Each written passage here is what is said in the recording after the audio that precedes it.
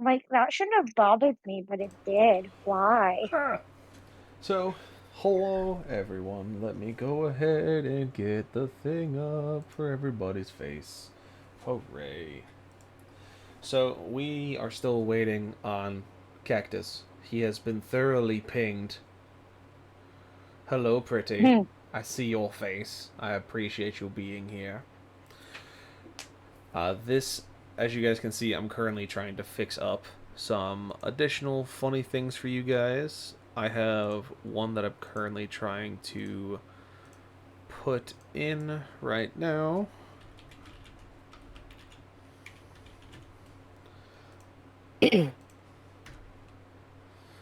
No, I didn't mean to press that. I don't want. Then we're gonna swap back to regular commands. Yay.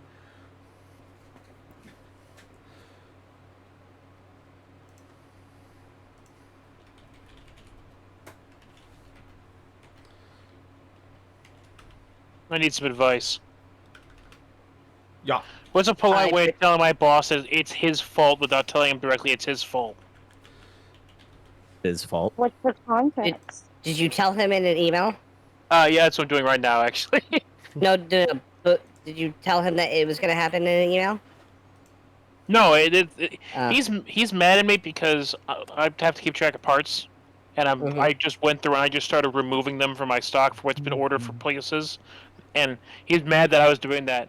Well, so why they weren't written off against the place where they were ordered for, and it's because he closes them within 2 hours of you opening them.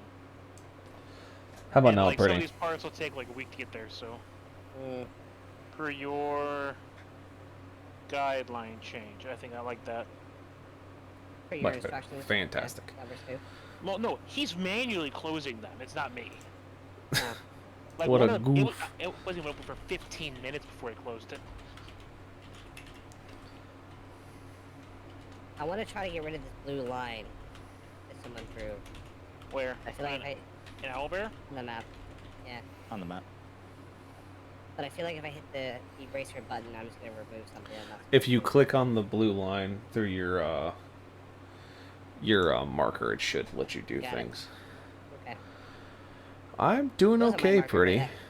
I am just working on a couple of things because dear King Raph gave me a couple ideas. Would you say that you're doing pretty okay? I am. I'm doing pretty okay. That's right. You think you're fine and dandy?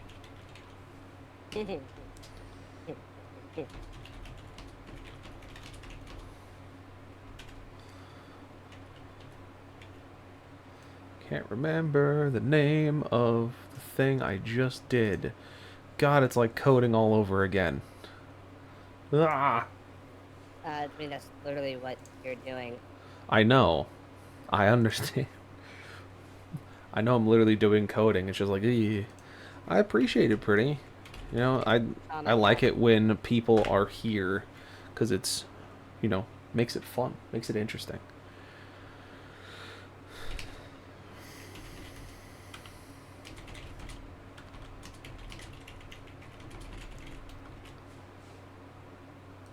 Bonk. Bonk. Alright, so now... Why are you making a trauma count? Don't worry about it. No, I am very worried about it. Don't worry about it. We all worried about this now. Don't worry about it. No. He sounds like we're about to have a lot of fun. Alright, am I allowed to just point out that there already has a lot of points on the board? He's not wrong, you know. Two traumas is apparently what he chalked this up to. No, it was more of me testing the command. I'm pretty sure I also spelled trauma wrong, like an idiot.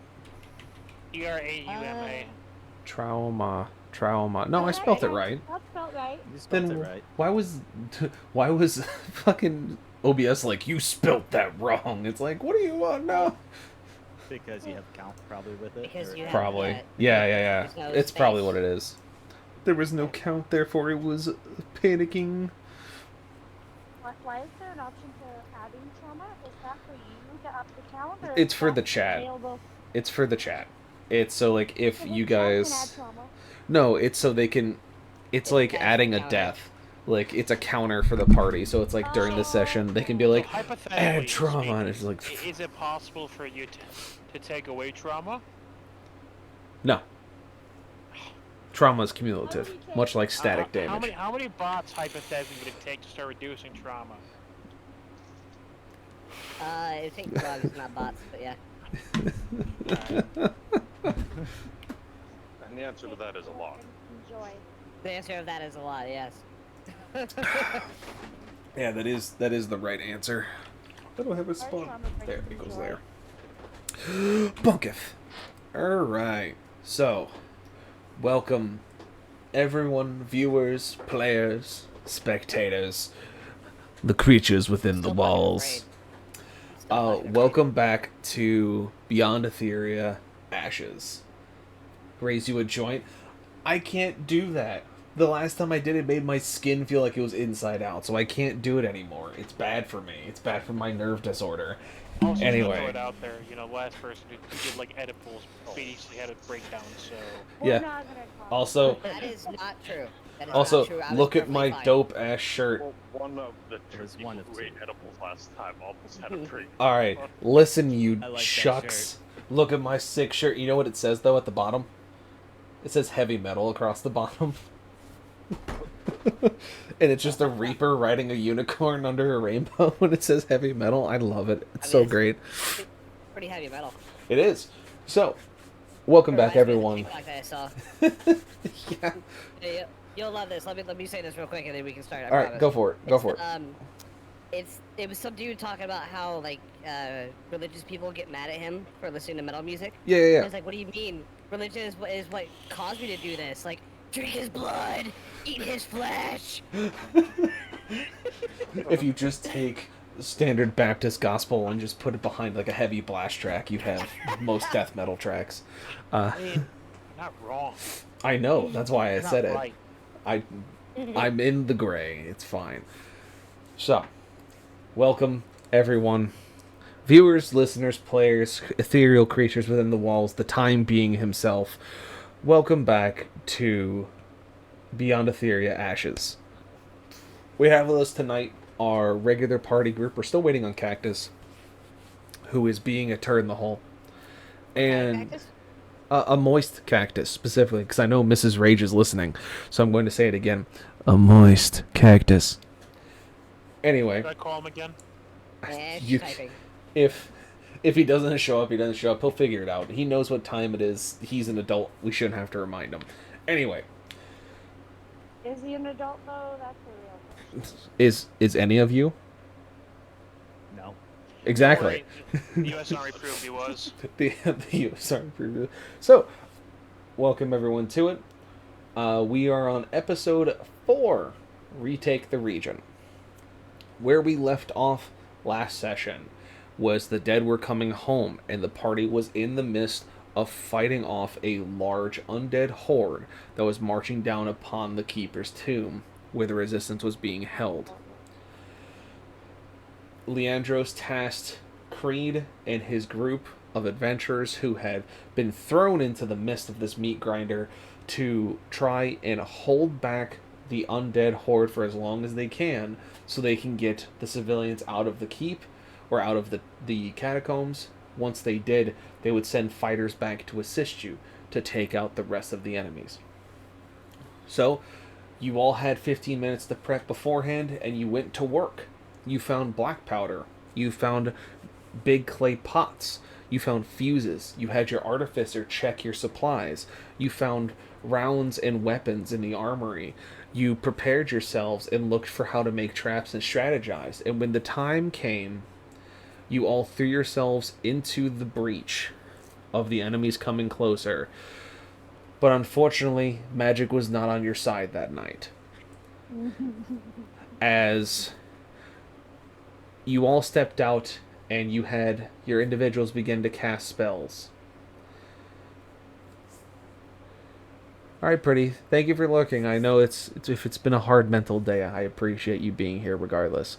get some sleepies, some resties, some good sit-downs, we'll be here.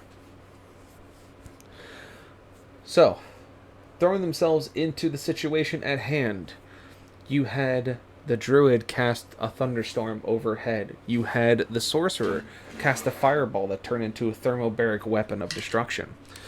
You had people stepping forward and fighting and trying to block off the line using Molotovs and other types of devices. And finally it came to Creed, who, in a moment of clarity, realized what he had to do. And he ran into the center of the horde, throwing his backpack with the clay jars on it into the air, yelling to Nameless to take the shot. And so Nameless did, and made a perfect shot with a red-tipped round that seemed to spark fire as it flied, and struck the pots, causing them to detonate in midair, throwing Creed into the ground and killing what seemed to be most of the enemies around them. Now, what came next was a stressful scene of trying to unbury Creed from the rubble, and then finishing off what was left. The party then returned back to the tomb to speak to Leandros, who basically asked you, why do you think it was such a small force that came to the tomb? It wasn't as if people knew where they were, and that's where Creed had a light bulb. That there was only one person still on this region that would know the technique that was used, because Creed then immediately recognized what had happened. That they had just become folly of the recon by fire, where a force or an action is sent, and if the enemy responds, you now know where they are. As Creed realized this, he realized there was only one other person who could pull such a maneuver besides himself, and that it was Max, also known as the Undying King, who, as he made this realization and told Leandros of what had occurred and that they have fallen into a dire strait, a thunderclap sounded, followed by Max standing in the middle of the crater that was created by Creed and Nameless's plan. Creed approached Max and spoke to him. Words were exchanged and greetings were given, as Max had not seen Creed for many years. Max then tried to explain what was occurring, as the party had recognized that the zombies were saying the name Zeus as they were approaching the Keeper's tomb. From what they understood, Zeus was to the west, not to the east. Why would they be marching towards us? And Max simply told you that there was another player on the board who was trying to make a move. And it seems that he's the one that brought Max back from the death to enact some kind of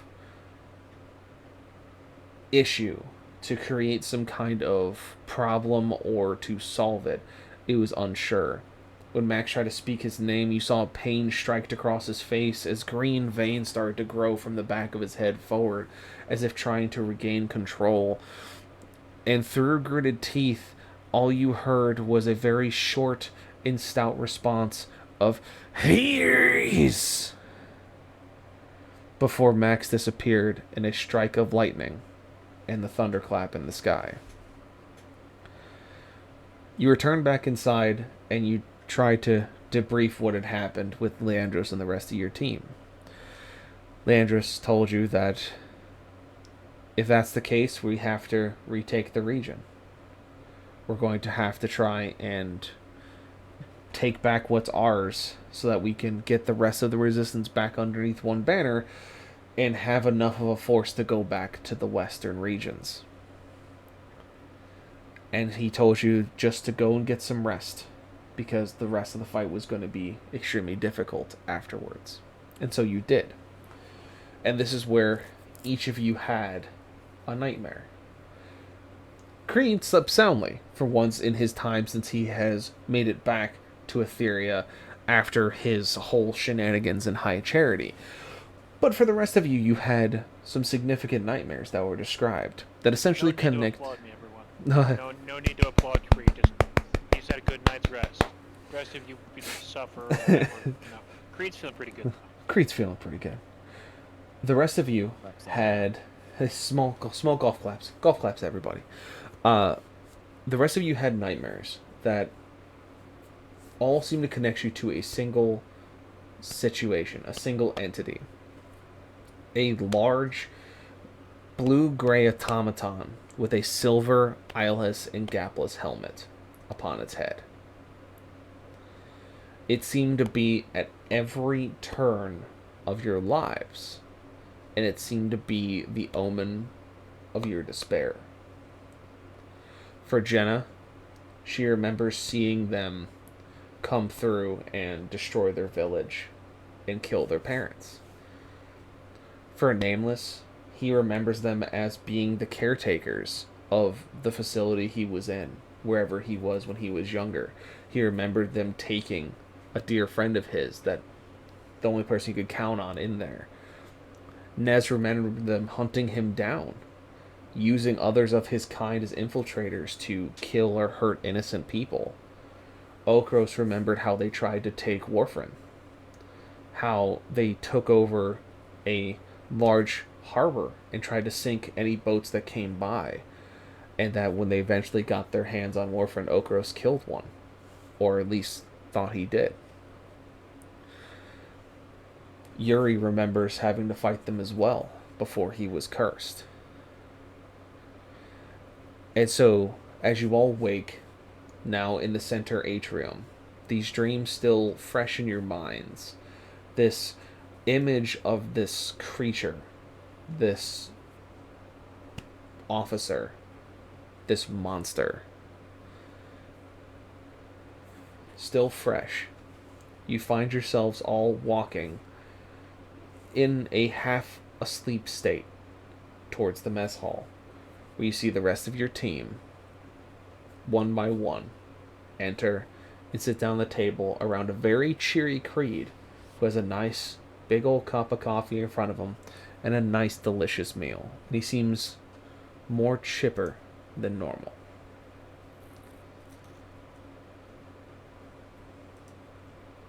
Good morning.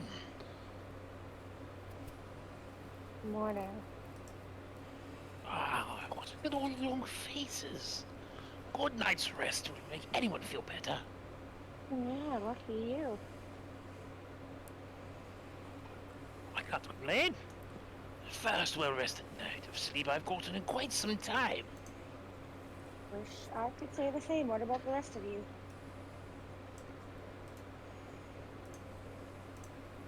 Ain't no rest for the wicked. Indeed.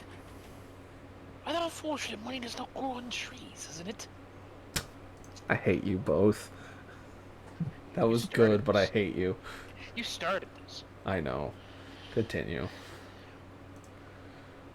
I got bills to pay at Mouse and feed. Unfortunately, now the other word is purely for free.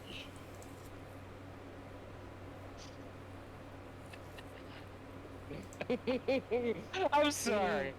Oh, I love it. I can practically feel the seething. Oh, it's there. It's there.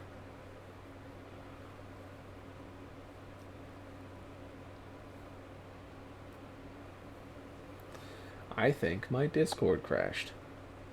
Yep. That's cool. Saying you had to do to get voice mod working again for you, because it's doing the same thing. It was for Stream Deck. Called Get Good Scrub. Oh, Yeah, for Stream Deck, I had to uninstall the plugin and reinstall it. Yeah. oh, Unfortunately, I don't know wouldn't. how to get it. Reopen it. Yeah. Technical difficulties, folks. Oh no. There's a song, but when I turn it on, it doesn't do anything, so yeah. Oh boy. Oh boy.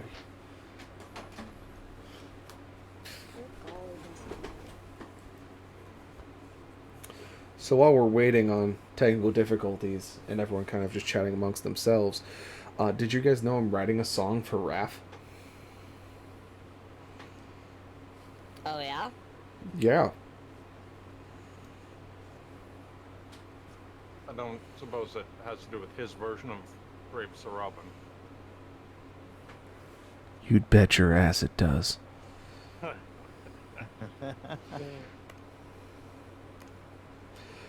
Except it's me writing it, which makes it so much better. It's either gonna be fucking gold or shit. There's not gonna be any in between. It's either going to be gold or shit. You wound me, sir. No, I'm just saying there's no in between. You either come up with gold or you come up with shit. I mean, there's no mediocre. One of the lines in it towards the end. The golden shit. Golden shit. One of the lines at the very end of it is going from Sing Song to, damn, dude, why'd you have to die so much? And then it goes into the bridge. So you tell me if it's not going to be poking fun at being absolutely stupid. I want popcorn while we're waiting.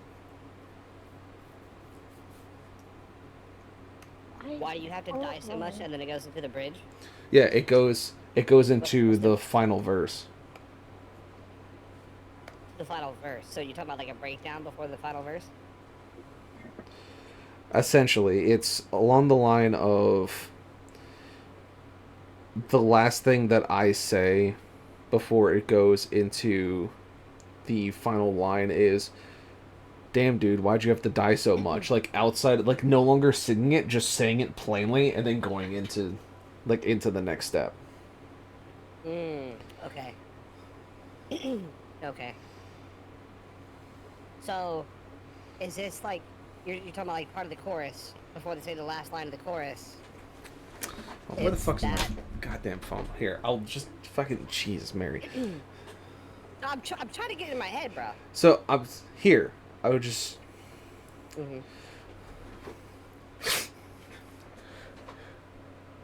Just, it goes like this. He would press on towards the tree. Death would be waiting with glee. The fight would last 100 days. Dear King Wrath, breaking many blades. He would finally drive in his sword, taking down the final lord.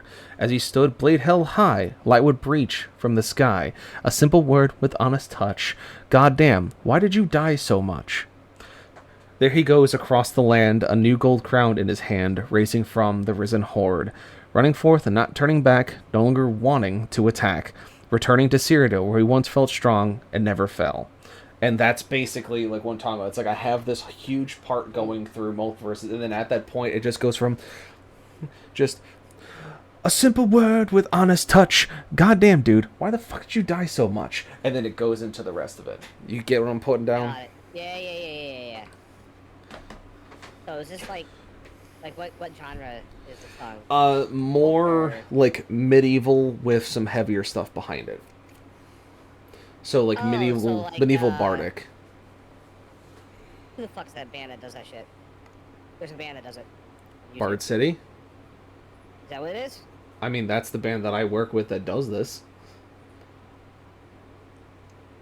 There's a bunch of them, though. There's, like, Windrose, The Wizards. It's like a hard rock band, but they play in, like, the medieval style, but this hard rock as well. I think I know who you're talking about, but I can't remember what the fuck their name is.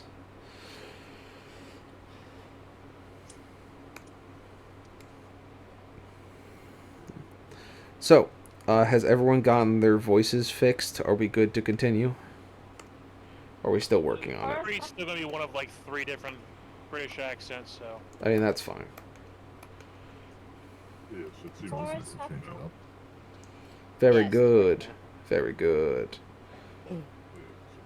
Excellent. Continue your interactions. Lauren probably here's making popcorn, but she can still talk. Okay. To continue the interactions. Yep. That you guys can speak normally with your mods on. I know I can't slow down. Sometimes I wish I could hold back. But I can't. You know, I wish I could. Are you guys speaking in code or something? Like, I don't get it. Maybe I'm just too tired after the crap sleep I had last night. Reed is going to put his hand on a closed notebook and he's just going to put it in a pouch.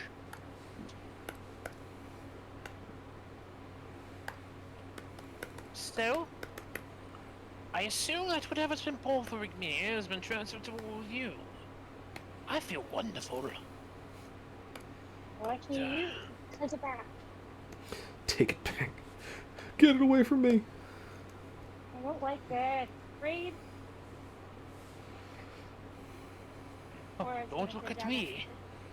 Or it's gonna sit down at the table and smack her head down on it. What? So this is what your suffering feels like? I'd say it's touch. I'll do like the fingers close together.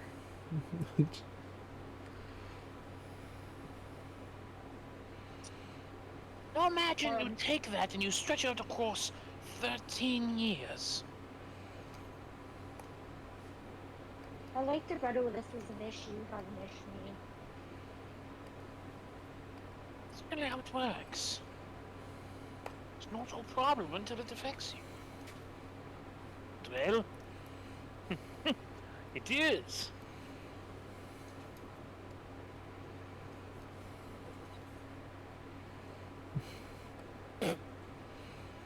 Okra's just being like, I got hiccups. So what now, guys? We all slept like aside from I think that's a hairball, Okras. Well, Where's your little Mr. Unicorn hat, please? I agree, like any hint of laughter is just going to disappear from his face. You would have told him the respect he is due.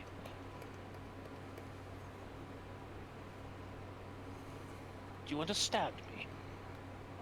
How am I supposed to respect someone I don't know? He is the Undying King.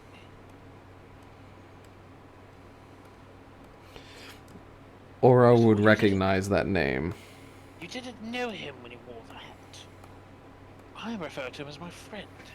Despite anything, he still is. That was the Undying King. Was? Shit. I retract previous statement. My apologies, Creed. What's going to be wrong? There's a good chance we're going to have to fight him. Oh, So, great. Where do I sign my resignation paper? well, see, that's the best part. You can't resign. For ours is No, not that's the reason very why. Ours is but to do and die. You'll find out. You did ask what we should do. I did. What do we do from here other than lay on the table and wish for death? Because I slept like garbage. Well, I can tell you that's not going to do anything good for you.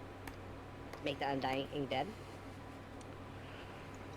For what it's worth, I'm sure he wishes the same. How do you say That that? sounds like a story. I don't know about you, but I think it would As long as you're cooking. Don't worry, I am. Before he was, shall we say, brought back, the Undying King was not exactly living a good life. All of this, and just around, is what happens when he couldn't fight anymore.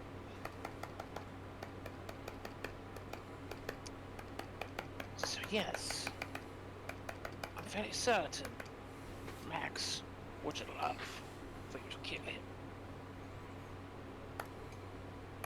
Well, do you know what happened and where he went? I feel a butt coming up. But the Undying King is... what is the word? Oh yes, he's immortal. That's where the Undying comes from usually, yeah. You misunderstand me. You can kill him. But it will only last so long. He'll come back. Again and again. And this is only Undying, yeah, gotcha. But how do we keep him dead then? can't. Well, what's the point? Of what? Trying to defeat him?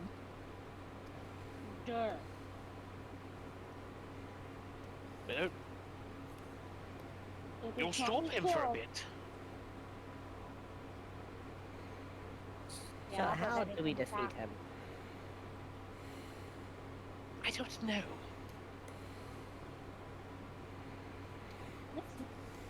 This man really reminds me of a song I heard way once upon a time. Is that a cat? Watch what you say. The cat came back the very next day. Cat came back. They thought he was a goner, but the cat came back. Just couldn't stay away. So, That's a Creed, female you dog, would not a cat. Creed, you would remember that Max did die once, and it was from him taking actual damage from the party. It was just that it took a lot of damage from the party, because you've also remember the lantern dying after Max fell the first time. How the character? Oh my god, That was awesome. About the only thing I've ever seen or heard of that did anything there was an ungodly amount of damage we dealt together against him. In the end, technically, we didn't so much defeat him as sway him.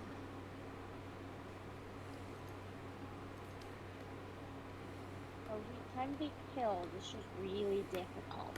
Got it. I mean, technically, if it bleeds, you can kill it, but It just comes back sometime.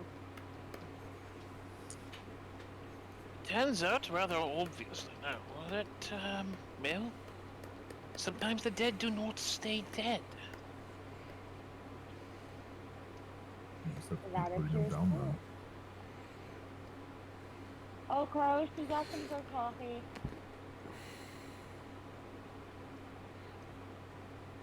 Or turn him up to Crow.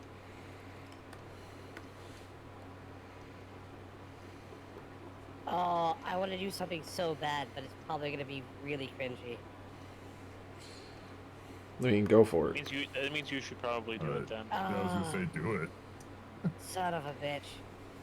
Some of you will get it, some of you won't. So what do? Do we first get some bait inside a nasty trap and wait? When he comes to sniff it, we'll snap the trap and close the gate?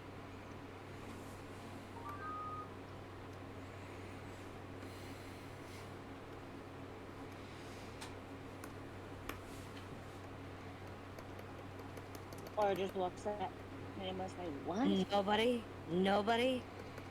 Why that's not familiar? Oh my god. Did you get it? I knew that sounded familiar, yeah. Yeah, Yes. Okay. no. I just didn't remember from where. Mm-hmm. So we're trapping this man with bait. What bait? I'm not attempting to over-dramatize my involvement, but I believe that would be me. How do you know where he went? I have a rather sneaking suspicion. Okay, with the clap. Well, it's where he died, at the Broken Spire. So we gotta go hiking again. Got it. Not quite. There's, quite a bit of distance. Okay.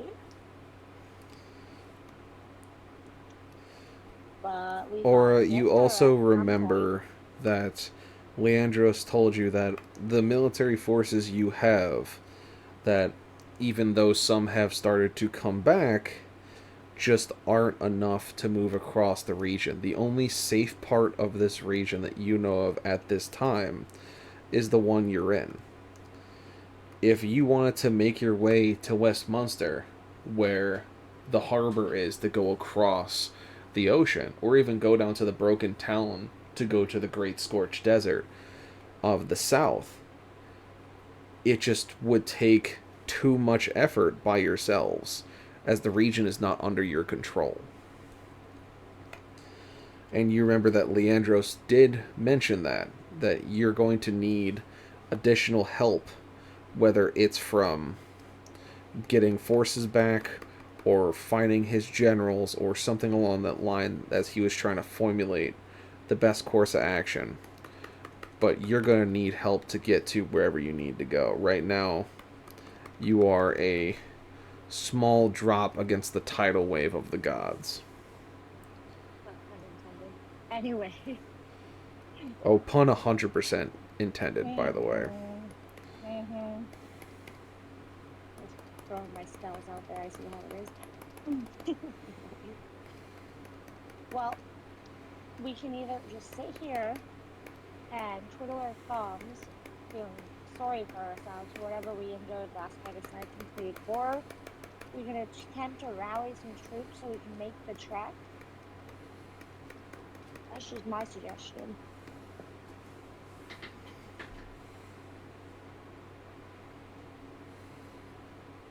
Or the one who wants to wait for coffee. So. Well, I do need coffee first. If you want a functioning druid need coffee. Or a small, fluffy animal. I want to sleep in uncomfortable locations, and you won't have that problem. See, I'm sorry I think we had should. to relive my parents' death. Stupid blue robot man. Oh, don't worry. Every night I relive every possibility that could have happened to my friends in the past 13 years, so of course, don't worry. I don't understand. Was it No. a stupid blue eyeless robot man that killed your friends too? No, it was a god who immediately murdered most of the army I led, banished my friends, and attempted to kill me. After deciding he murdered and ate his own father. Now, if you excuse me, I'm going to go find Leandros and do something positive. You do that, I want coffee. So you all see Creed step up and go to start moving towards where Leandros is so he can speak with him. The rest of you catch the sound of Jenna essentially saying, the big blue robot, or stupid blue robot, was in her dream. And it all kind of catches your attention as you all realize you all saw the same thing in your own, in different aspects.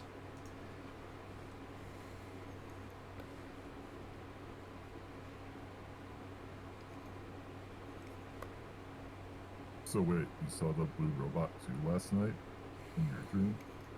Yeah, I came into my town, destroyed my town, and killed my parents. That's why I'm here. Motherfucker needs death. Why? You see him too or something in your dream? Yeah. This is weird. Anyone else?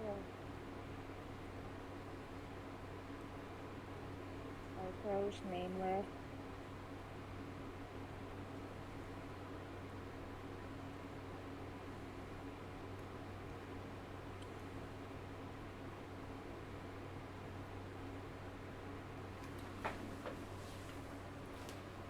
I'm sorry, I was taking a little cat nap. What are we talking about now? Did you also dream of a stupid blue robot man with no eyes? I can't remember, but there was a lot that happened in that dream. Enlighten us. Tell us what your dream was about. I don't wish to relive that. I'm gonna keep that to myself.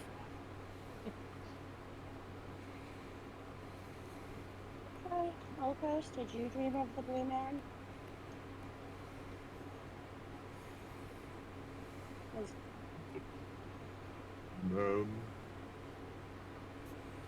blue helmet, no eyes, murderous. I know not what you speak. Perhaps you need this coffee more than you think. There's coffee? I'm Coffee. clearly not Yes, crazy. of course Isn't there's that coffee. so She asked for untrue? coffee. I've been making coffee. Yes. Please tell me there's some cream. Such a Think feline. of Leonin would make coffee without cream. No, I know you would. I just wanted to hear you say it.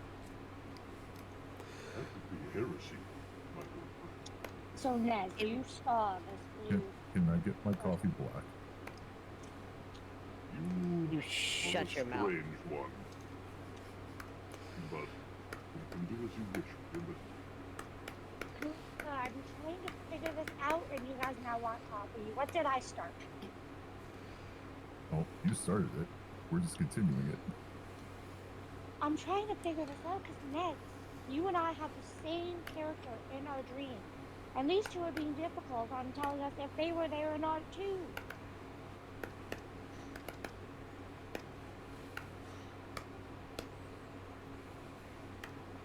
So I already told you that I don't remember. Okay. I'm not being so- difficult. I'm just not gonna tell you what I do remember in the dream because I don't want to relive it. Stop trying to traumatize me, Aura. Nameless. We're Stop trying to figure traumatize me. this out. Oh! Drama. Wow. Quick, someone, Wow. add a trauma on the counter. Quick. The Real Housewives of Etheria. Okay, well, whatever. We don't have to talk about it anymore. I was just trying to see if we could piece this together, figure it out. Sorry for trying to figure something out. Weren't we just trying to figure out how to like kill an undying king? Like, why are we focused on the dream right now? Because it could have something to do with the Undying King. If Nez also had this person in their dream, who's to say we all didn't? But you don't remember, and Okos doesn't want to talk about it.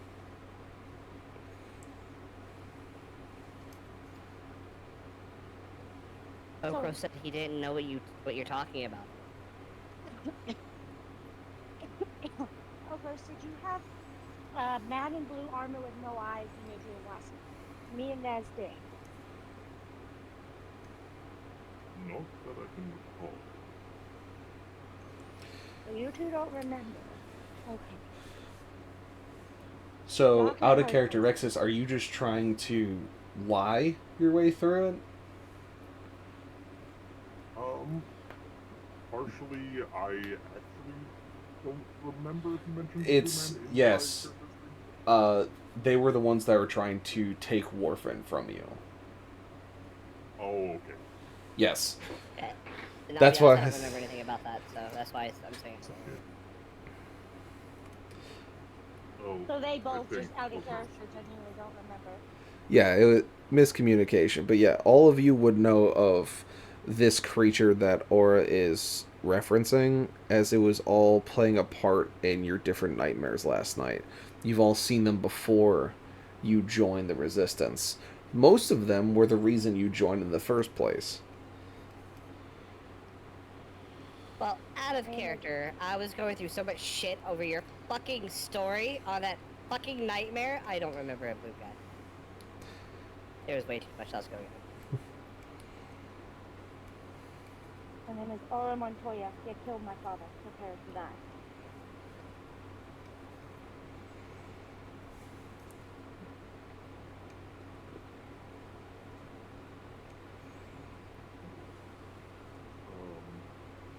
Well, in that case, I suppose I may have seen strange creatures. Blue armor, no eyes.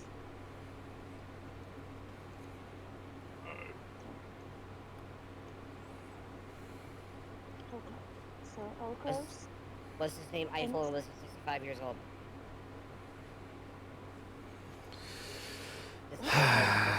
I'm gonna throw rocks at you, Rage.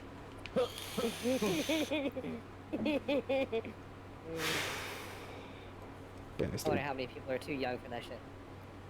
Most. Anyways. I'm Sorry. blue. Oh, that stupid song. Oh, no, no. Yeah, it's by a band called Eiffel 65. So, no, you're not too young for it. You're old. Like the rest of us. I didn't hear Get what over you it. said. All I heard is the name and then 65. I thought you were talking about a show or something. Mm-mm. Anyways, so it's a great back and forth. It's a great possibility we all dreamt of the same being.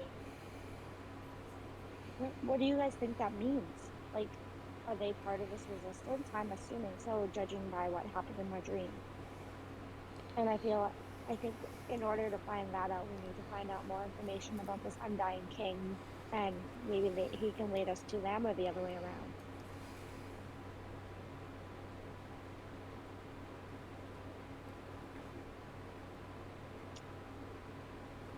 After coffee, though, obviously.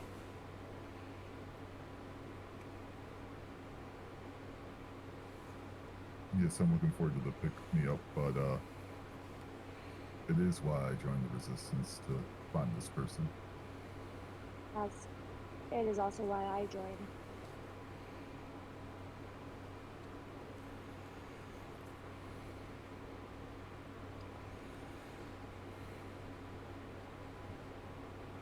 I'm wondering if we're almost close to finding him since we all had a dream about him, or we were just reliving memories for a moment last night I'd rather after not that have fight we dreams, had.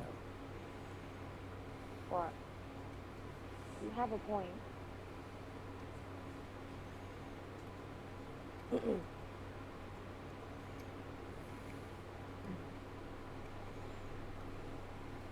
Should we inform Creed of what we have discovered? Or maybe Leandro? Maybe one of them can supply some insight into the fuck happened?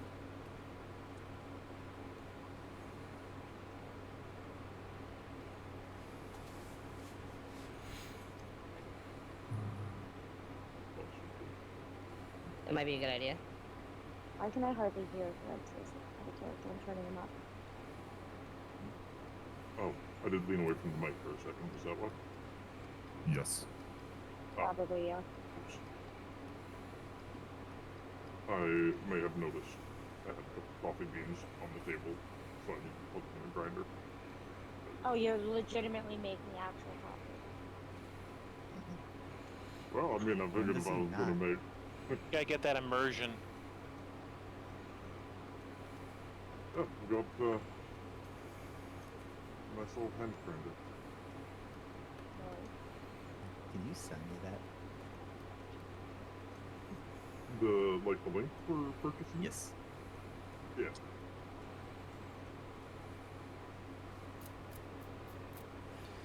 And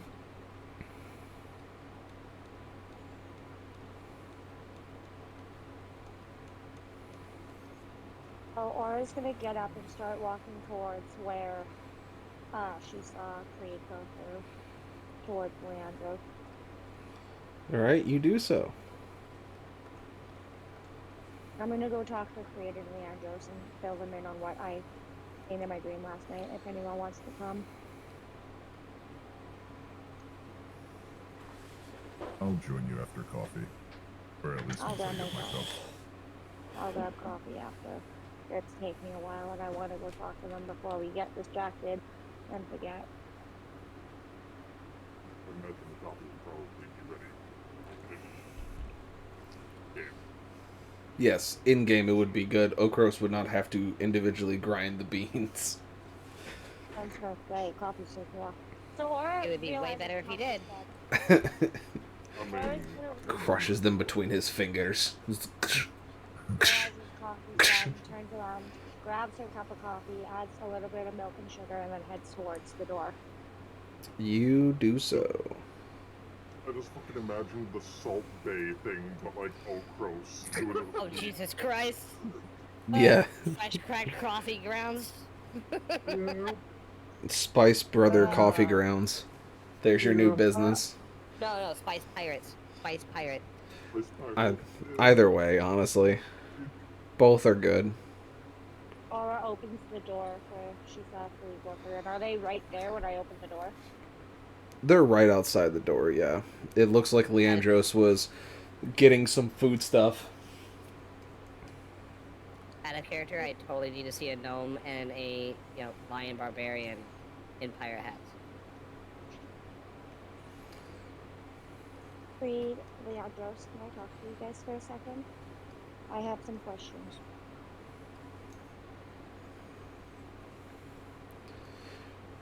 Warmaster? But of course. What do you wish to speak of, Aura? So, in my slumber last night, I dreamed of the reason why I joined the Resistance. And that was this creature, person, character, whatever you prefer to call him. I call him a monster. Came into my village, destroyed my village, and murdered my parents. He was a taller stature, form in blue, what appeared to be armor, with no eyes. And what? Sorry, out of character. What else was a bird? No eyes. It had no eyes. It was a flat silver helmet. It was blue armored, flat silver helmet with no eyes. They as I mentioned, they slaughtered my parents and destroyed my village. Come to find out, I'm not the only one that jumped at this character last night either. A few of my compatriots also jumped with them. Do you know of which I speak? I'm sorry, Aura. I do not know of what you speak of. I've fought many creatures in the past of both large and small stature, and that does not sound like anything I've seen. But, Creed, maybe in your travel with your original compatriots you ran into something of this nature? Can't say that I have, but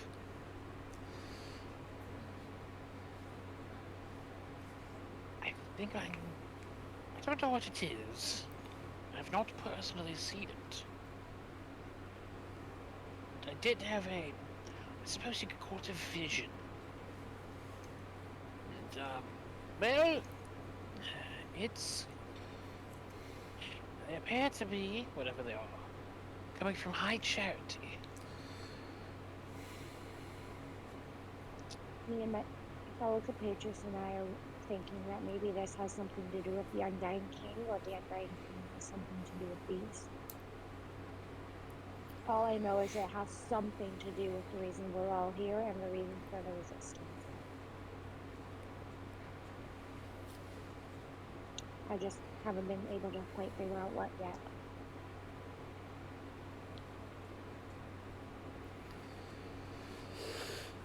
Oh, I would say the Resistance is most likely to fight the courts. Fairly certain that's why the Resistance is around. You're correct.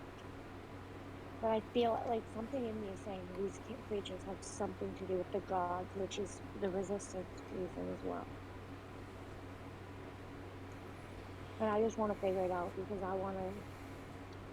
I need to take their life like they took my parents from me. That is what I need. And I need to figure out who the hell they are.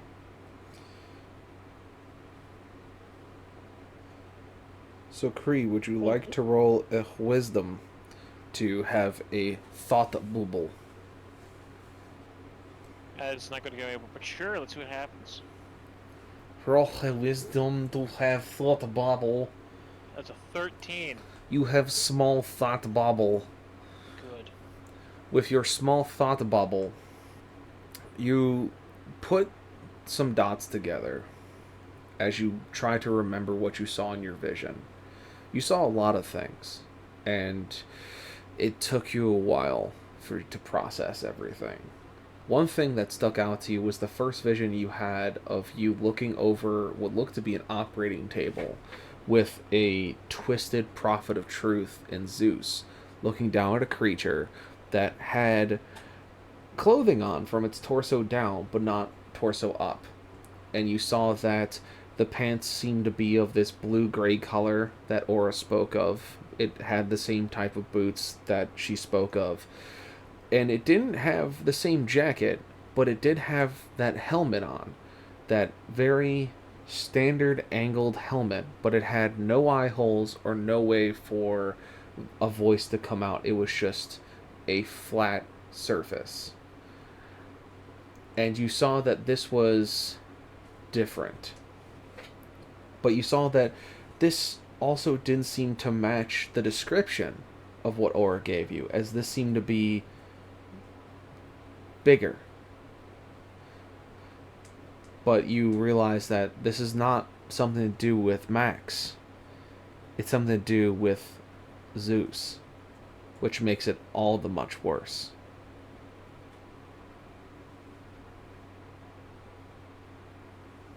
I knew the forces that the Undying King controlled. This creature doesn't sound like one of them. If I had to guess, I would say it's probably something to do with Zeus. Great. And before my unintended departure, I could only confirm that. I want to double check to make sure I get this number correct, because it's great. We still have it up. Mm-hmm. The guy. Oh, my stabby board's gone. Is there 3 prophets or 4? There was 3. You killed 2. Okay. Yeah, I was gonna say I knew we killed most. Before my unintended departure, I confirmed 2 prophets dead. One by my own hand, and the other by the hand of a member of my party. My charity was an unusual beast. This has been there for years, and as far as I'm aware, I kind of glances at Leandros. No one knows what's happening in there now.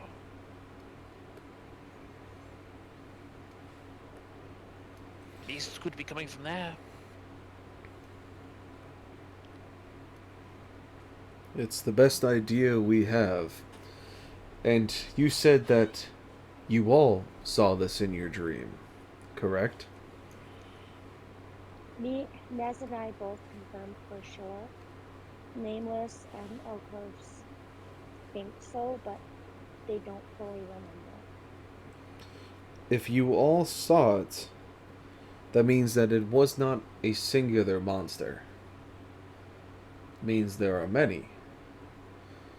Which adds a layer of difficulty to the situation at hand, if we are now dealing with an army of these individuals. Yes. That's just part of the pieces I was trying to piece together. If there's many, I don't even want to begin to imagine the terror and the havoc they've caused. Well, we'll add that to the list of things that we will have to take care of as we continue across the region. But, Yes. or if you would be so kind, please gather your compatriots.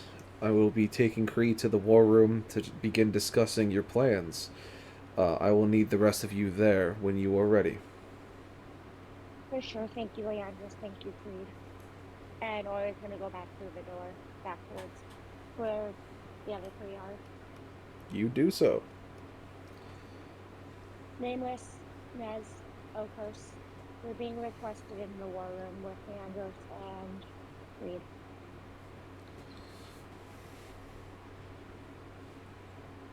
They may have some information on this individual we saw in our dreams, as well as other things to discuss.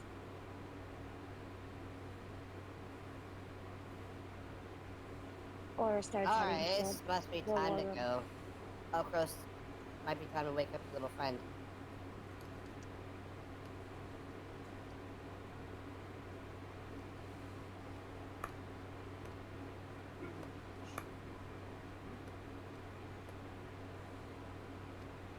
He is. Yes. hence why I said it. Just double checking, because No, I didn't hear anything, because... You're good. I was trying to make it fucking canon, alright? I was playing the bit. We'll reach into the pack and pull out the bundled up morphine and just poke him gently. Warfarin, you are poked gently. Wait, Oh, you shit. had Warfin in your backpack the whole time? I thought we left him at the inn. Can you guys hear me? Yes. Yep. Yeah. Yes. Oh, yeah, I see Well- where I'm coming from, so it doesn't sound like I'm coming through my mic. Man, if you left him at the inn, he is going to have one hell of a bad time. Right. Like, a lot of problems. Oh wait, no, he fireballed us. So he was with us last time. That's right. Yeah, it was with you last time. Oh, jeez. But Come on, when you I got came this. You got this. Come on, figure your voice. It's been a minute. I back, gotta icon. mute myself so I can get this situated. I'm not saying make a fool of yourself, but make a fool of yourself.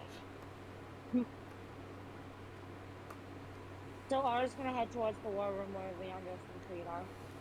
After informing the squad of men that we have to go. Yeah, you do so, and you find yourself entering the war room as Creed and Leandros are standing over a map, discussing who currently controls what cities in this region, what resources they have at their disposal, things along that line. And when Leandros sees you come in, you see a stout smile come across his face, and he goes, "Oh, glad to have you here. I imagine that the others will be following behind you shortly, yes?" After they finish their coffee, I assume yes. Very good. I was just simply discussing with Creed the current matters at hand that we will need to tackle before we're able to make our way across the ocean here, so to speak. I'm assuming that's where the map's right on the table. What are we discussing? So looking at the map here, as you see him pointing out multiple things on a map that looks similar to what you see here on your battle map. He goes, Hold on, let me get there. you basically are looking at the northeastern region of Etheria. Yes. Or of the Vale, specifically. He goes, Okay, yes. He goes, this is what we currently have at our disposal. As you saw, Glacier Keep was in ruins, so we have that as an issue to deal with. The winter has become quite violent and has made it hard for any kind of movement outside, minus by small teams like yourself, along with Kree and the rest of your compatriots. New Haven is somewhat still standing, but we can't put a lot of people there due to drawing attention from the forces that encircle this region, the patrols and whatnot. We have had no reports of what the Broken Talon is, being as the only main key fortress. Yeah, they're all walking in at this point, as he begins to kind of walk you through what his plan is. Where are we though? Like, where's the party? Still in Ravenholm? You're in the Keeper's Tomb, which is north of New Haven. Okay. He goes, we are currently here, in the Keeper's Tomb. This is where we set up shop due to the fact that we can't be seen by whatever is outside while we're here. At least that's what we thought until the Undying King sent that horde at us, but it seemed that he didn't know we were here either. He just guessed. Now, past that, as I said before, Glacier Keep is in ruins, as you all saw as you passed through it, which is unfortunate as it would be a good staging point for resource and logistics, but due to the worsening storms and the Arctic winds that have begun to come down through there, it's made it hard for anyone to inhabit. New Haven is still somewhat still standing, but like I said, it's hard to habitate it when the gods are constantly watching. if we were somehow able to remove their ability to see us in this region, it would make it significantly easier to use it as a place to start regaining crops and forces and recruiting people to our cause. The Broken Talon is the next thing that we want to be looking for. It is one of the main fortresses on this region besides Ravenholm. Ravenholm, being outdated, was replaced by the Broken Talon on the southern coast, where that fortress has a number of heavy main artillery guns that is meant to hit stuff offshore, boats, as well as other combatants that would try to breach it. If we were to take back control of the Broken Talon, we would be able to at least start taking out certain fortifications around the region to help lessen the load on the rest of the resources we have. For Thurble is a large farming town that would help secure food and water and resources. And then, of course, Westmunster has our main harbor. Without the control of Westmunster, we won't be able to get you across the ocean to start with. So, unfortunately, it looks like your next objectives for the foreseeable future are going to be specifically trying to get this region back under our control through whatever means is necessary. Now, we have a number of players on the board in this region. People who have been taking advantage of the Godfall to make things more difficult for individuals who are just trying to survive. These individuals are known as the Blood Company. They are an interesting set of raiders who have taken technology from the fallen soldiers of my own fort, but also from those of the Godfall's troopers, and have begun arming themselves and taking over cities to make things difficult. You've also unfortunately met Mars Company, part of Ares' group, that seems to have situated themselves in a precarious position on causing a problem for us moving people back and forth. They will also need to be dealt with, but at a different time. You may have taken down one of their leaders, but unfortunately that still leaves the rest of them to cause problems for the rest of us. So that's what we're looking at currently. His name Herman? No, his name is not Herman. Tell me you get it. I do get it, which is why I'm saying no, his Okay. name's not Herman. So glad you get it. Thank you. Take down Vetus in the area to weaken them overall. Secure region. The map. Must admit, it's a far cry from what I'm used to. It's a far cry from anything we've had before. You know as well as I do, before the fall, we were much well off in the terms of military power and technology. But now since the gods have come, a lot of our technology has been lost. Recovering that would be of great use to have any kind of upper hand in this scenario.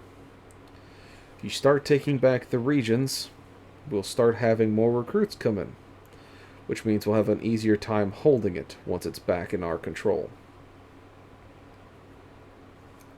So where do you propose we start? I would suggest working with our wizards and our mages to find a way to shield New Haven from prying eyes. If we can do that, we can at least have a staging point, a starting point to get us out of this tomb, out of these catacombs, and back into regular buildings. That would simply help morale, as well as getting regular supplies together for taverns, foods, farms, and otherwise.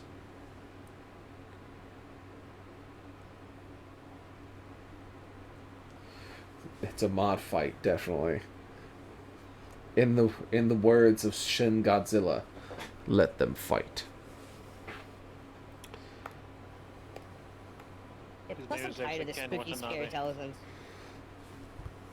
I don't make trash, I burn it. I hate you, Bird. Don't use my name as a fucking adjective. As a verb. You're welcome. Oh, God. I'm gonna keep trying. Good job. I'm so proud of you. I'm gonna keep trying to find ways to sneak in references that are just going to annoy you. I know you will. Did you catch the one there, by the way? Which one? Taking out leaders, secure region of the map. It's a far cry. Oh my goodness. Yeah, I caught that one. I chose to ignore it, and I was just like, I know what he's doing, and I hate it. I didn't get a reaction. I admit I was disappointed. It's because I have to keep a poker face when I'm in character, you goober. It just means I'll yell at you later. What a porkies. Sometimes I can't control myself. So we have to deal with the wizards and mages to conceal ourselves. Well, they have to figure out a way to do it. Currently, in this tomb, the atrium, the cradle, where that big crystal stays, is the only reason this tomb has been shielded from the eyes of the gods. If we find a way to increase its range, or mimic it, or even move the crystal itself, I imagine it may give us some kind of shielding, some kind of advantage. But if you speak to them, it may give you an answer, at least an idea of what needs to be done. Just know that once you begin moving the crystal, if that is the choice you go with, we will be vulnerable until it is stationary once again.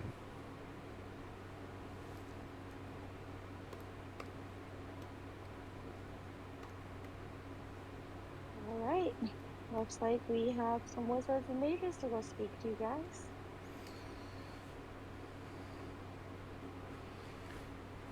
Good people. I'm still thinking about it. Guns. You'll get your guns when we get to New Haven. I'm assuming. To Broken Talon is where the artillery guns are. Oh, okay. We'll get your guns when we get to Broken Talon. New Broken Talon Haven? What? New Broken Talon. New Broken Talon Haven. Namos, you'll get your guns out when we get to a different place, okay? Okay. I got a character. Fine, no. So let's focus on New Haven first and concealing ourselves with this crystal. And then we can discuss Broken Talon at length after. Where would we find these wizards in the city? Bandits? I would not worry about finding them, Mora. They will find you. Simply go to the south and exit the tomb, and one will be waiting for you there, as I believe that he's already heard us and has already begun moving there himself.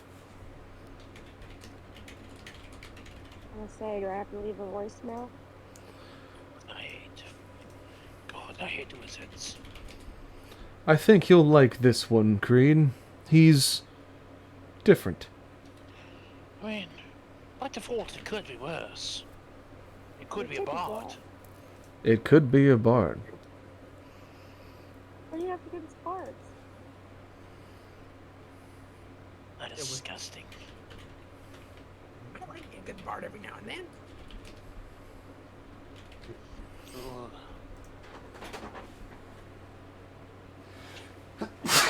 Excuse me. Let's go find the I wizard. just imagine Creed doing like the full body shudder with like the Yes. hands kind of Oh, up and the feet 100%. Yeah. That is essentially Creed's reaction to bards. Let's go find the wizard. We're the Wizard of Oz. I want to meet a bard that plays the bagpipes. That would be nice to see. Sounds So terrible. that's you. Gonna give yourself a little self-plug there. Yes, Mandy giving out it sounds subs. Terrible. So, you all... Let's go. Let's go! You all gather yourselves outside the war room. And so you moved forward towards the southern gate of the Keeper's Tomb. This is the tomb that you exited before to make your way outside of you. Shut up, bird. Don't make a fucking Baldur's Gate reference in my chat, you bastard. You go to the southern gate, and it's the gate. That's literally, never mind. Moving on, I'm going back to my words. You go to the southern gate of Keeper's Tomb, which is the gate to the tomb you stepped out to fight the undead horde previously. It's a large wooden gate that has been essentially built into the walls to allow it to swing freely, but also give some sort of defense to the tomb itself from being attacked from the south or to the west. As you go to exit the gate, it simply opens before you can touch it. And then on the other side of the gate, leaning against the tree, You did say it, Rage. You did say that. undead horde. Horde. You schmucks. You totally forgot the D. The horde must have took it. I was gonna say, yeah, the horde took the D. You see, standing against the tree, a short-statured individual with a cloak and hood over his head. The colors being of a dark navy blue with silver trim going down the sides. Mandy, don't you fucking dare. Wait a minute. I mean, it's been a while since a curse, Mandy. Last curse I ended up at fucking love it. I Cactus had written down what the colors all meant. Oh, that's one of the generals. It's not. No, the color. The color for Zeech was blue with yellow trim. Oh, okay. It was closer to the cloak that. that you wear. I see it. I know. It's closer to what you wear, but it was horizontal yellow striping down the blue field. See that, Mandy, he didn't even acknowledge it. Just throwing that out there. I'm answering a question, then I'm going to acknowledge it. Hang on, you peoples. So, basically, to answer your question, the robes that you're talking about for Zeech are blue and yellow, but the yellows are thick bars that go horizontally down the cloak. This guy just has a deep blue cloak on that has silver lattice, almost, I can't think of the word now. Lace. Silver lace into the trim work of the cloak itself. Okay. So he definitely looks like a wizard. But you see that he is short. He is small. Small boy. Just out of curiosity, was it perhaps embroidery you meant, or do you mean? It looks like lace, but it could be embroidery as well. I'm trying to give you guys like the basic pattern idea. But yes. Also, thank you, Mandy, for the 1,500 bits. That means that there's a curse happening, and it's gonna happen to Bird. I was waiting for that. You see, Mandy? And then she gave him a different kind of gift. Actually, so hold on. Actually, I wanna roll dice. I need someone to call. Mandy was the second choice there. You had to finish that before you acknowledge it. Can I call high low? Second Since it's like Wow. Rage, you're trying to cause a fight, and shush. It was more the fact that I had to finish answering a question before I could do anything else. So you put Mandy on the back burner. I literally had to answer this question, otherwise I wouldn't be able to continue with what I was saying. I put Manny in the back burner too. You kidding me? That sounded sexual. No, I don't think it did. Alright, so who would like to call high-low? Bird? I can. Would you like to do it? Okay. Call it. Hi, baby. Baby, you know what? It's low. What? So, It's a 42. So that means that Okros is also affected by this curse. Yeah. You two now believe, as you step through the gate, a wave of knowledge and emotions flow over you, changing your personality for the better, or so you think. You now both believe yourselves to be wilderness explorers, akin to Steve Irwin, and must ham it up whenever possible, including describing what you see in front of you in exquisite, slanged detail. This is gonna piss me off as a I wonder if I one-year-old. can Well, do. you know, I'm gonna have to. I have to finish my talk here, and then I'm gonna go full crocodile hunter, and there's nothing you can do about it. That is exactly Oh my what God, I'm looking I am for. so here for it. Oh, I'm gonna try to do an Australian accent on top of the. on top of the Warfen's sound. gnome. Oh Try my your God, best. Bro, mute I'm just gonna myself, see mute if I my can mic. get it. No, I'm So, gonna mute my mic for the rest you of this two, fucking thing because this you, is great. so you two guys, so Rexus and Bird, you guys can mute yourselves while you try to figure out your voice or how you're gonna do it. While I kind of set the scene, and when you guys are ready, you can unmute, and you will have the curse for the next however long I find until it's not funny anymore. That's a dangerous level right there. All right. Thanks, man, dude. I don't know. It's different from trauma. He likes causing you trauma all the fucking time.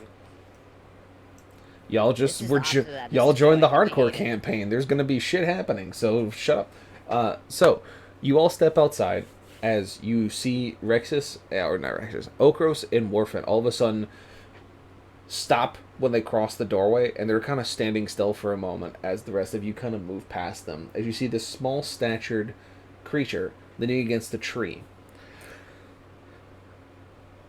Nameless, you recognize that he has a large caliber rifle strapped to his back. And as the wind kind of bellows through, you see that his cloak kind of flaps, and you see that he is a very thick wizard's tome strapped to his hip.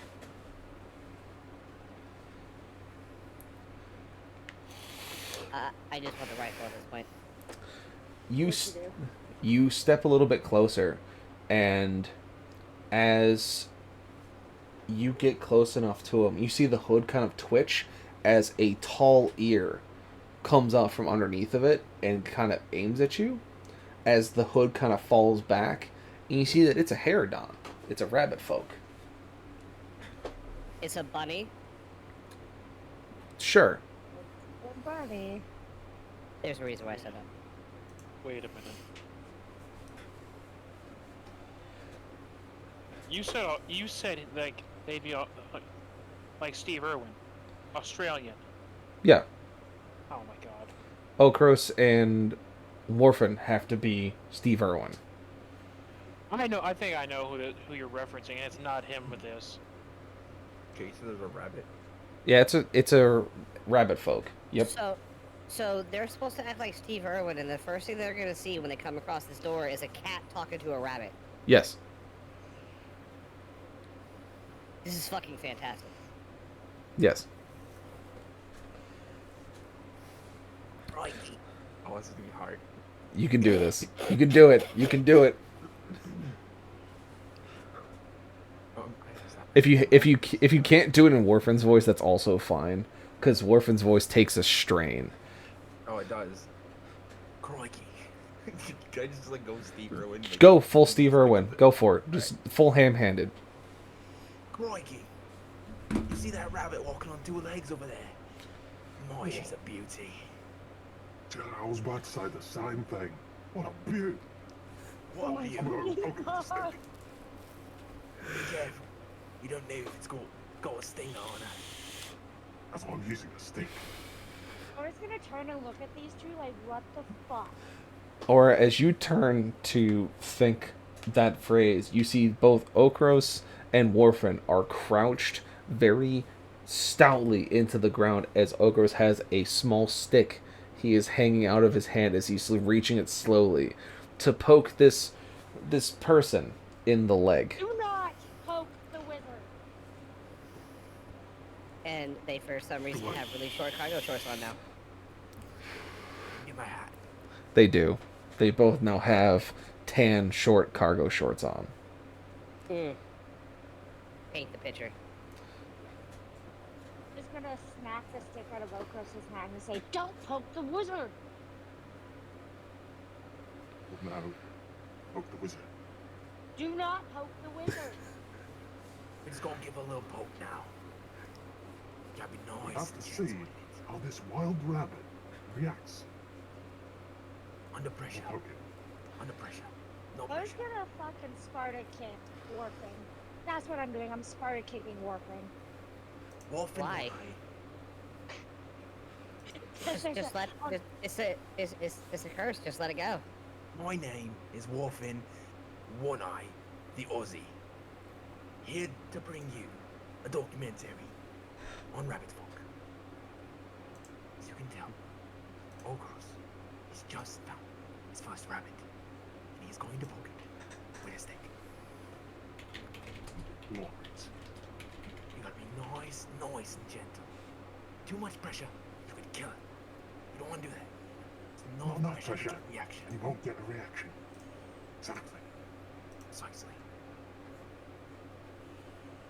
I poke it with the stick.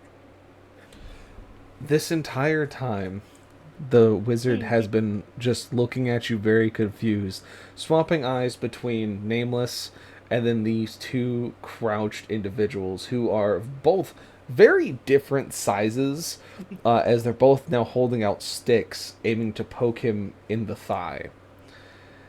Out of character, I am just glad they didn't go South Park with it. Yeah. I thought they were going to, and this was going to be really fucking awkward. He said go Steve Irwin, not go fucking psychopath.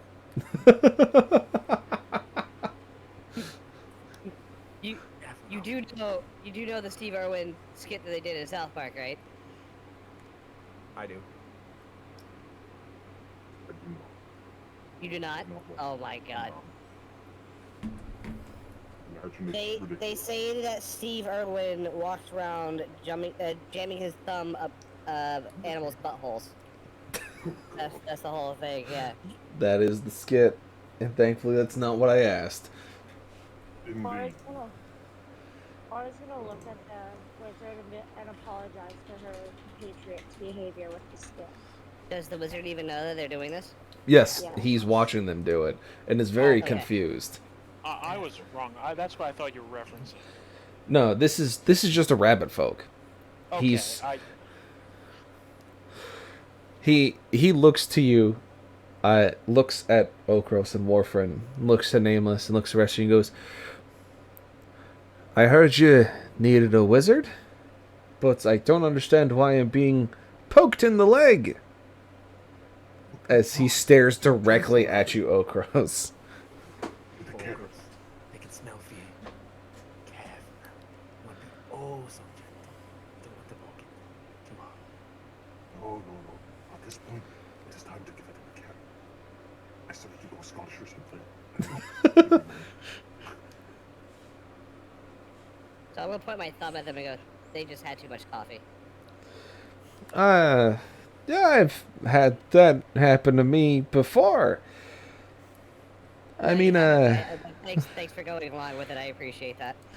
Because I have no yeah, idea what they're doing. You've had enough yeah. of them being morons. Please let me know. I'll tell you, it'll be all right. We'll just keep on going with it, okay? Now listen, you wanted the wizard, right? That's why I'm here. That's why I jumped down off the rooftop, ran over here, sat against this tree for the past 2 minutes, waiting for your ass to come through the door. Yeah. Yeah, but before we go any further, I have two questions for you.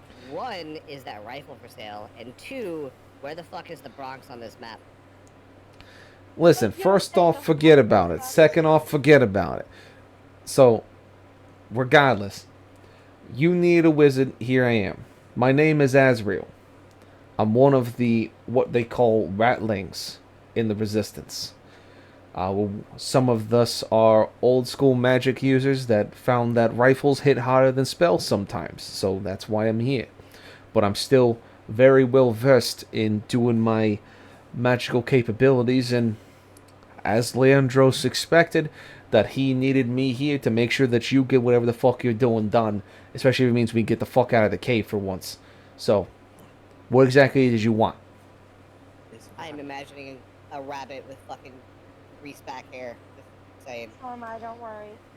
This rabbit It is fucking fantastic. has Wait. a New accent. What we would love to have your assistance with. Actually, pardon me for just 1 second. Creed is gonna lean over and grab both of you and pull you in close. Both of you shut up. Endangered species. Shut up. Creed, as hard as you try, they are so focused. You pull them in to talk to them, Creed, and you are trying your best to like shake them out of it, but they're not even looking at you. They're still looking at Azrael. They are intently focused on this rabbit. This rabbit seems to be part of a mob. Maybe Raven. Let's go up. I can't see. Hey, yo, what? Are you some kind of snitch, some kind of soothsayer? I'm the wizard here, motherfucker. Get the hell over here. Look, come on. He claims to be a wizard, but I'm a sorcerer and I see nothing. I'm sorry. We just met this person. You've already made multiple. Well, I would go as far as to say like racial suggestions, and you just accused this wizard of being in organized crime. And we haven't even been talking to him for more than 5 minutes at this point. His brow furrows as he crosses his arms, and you see that his right foot is thumping, just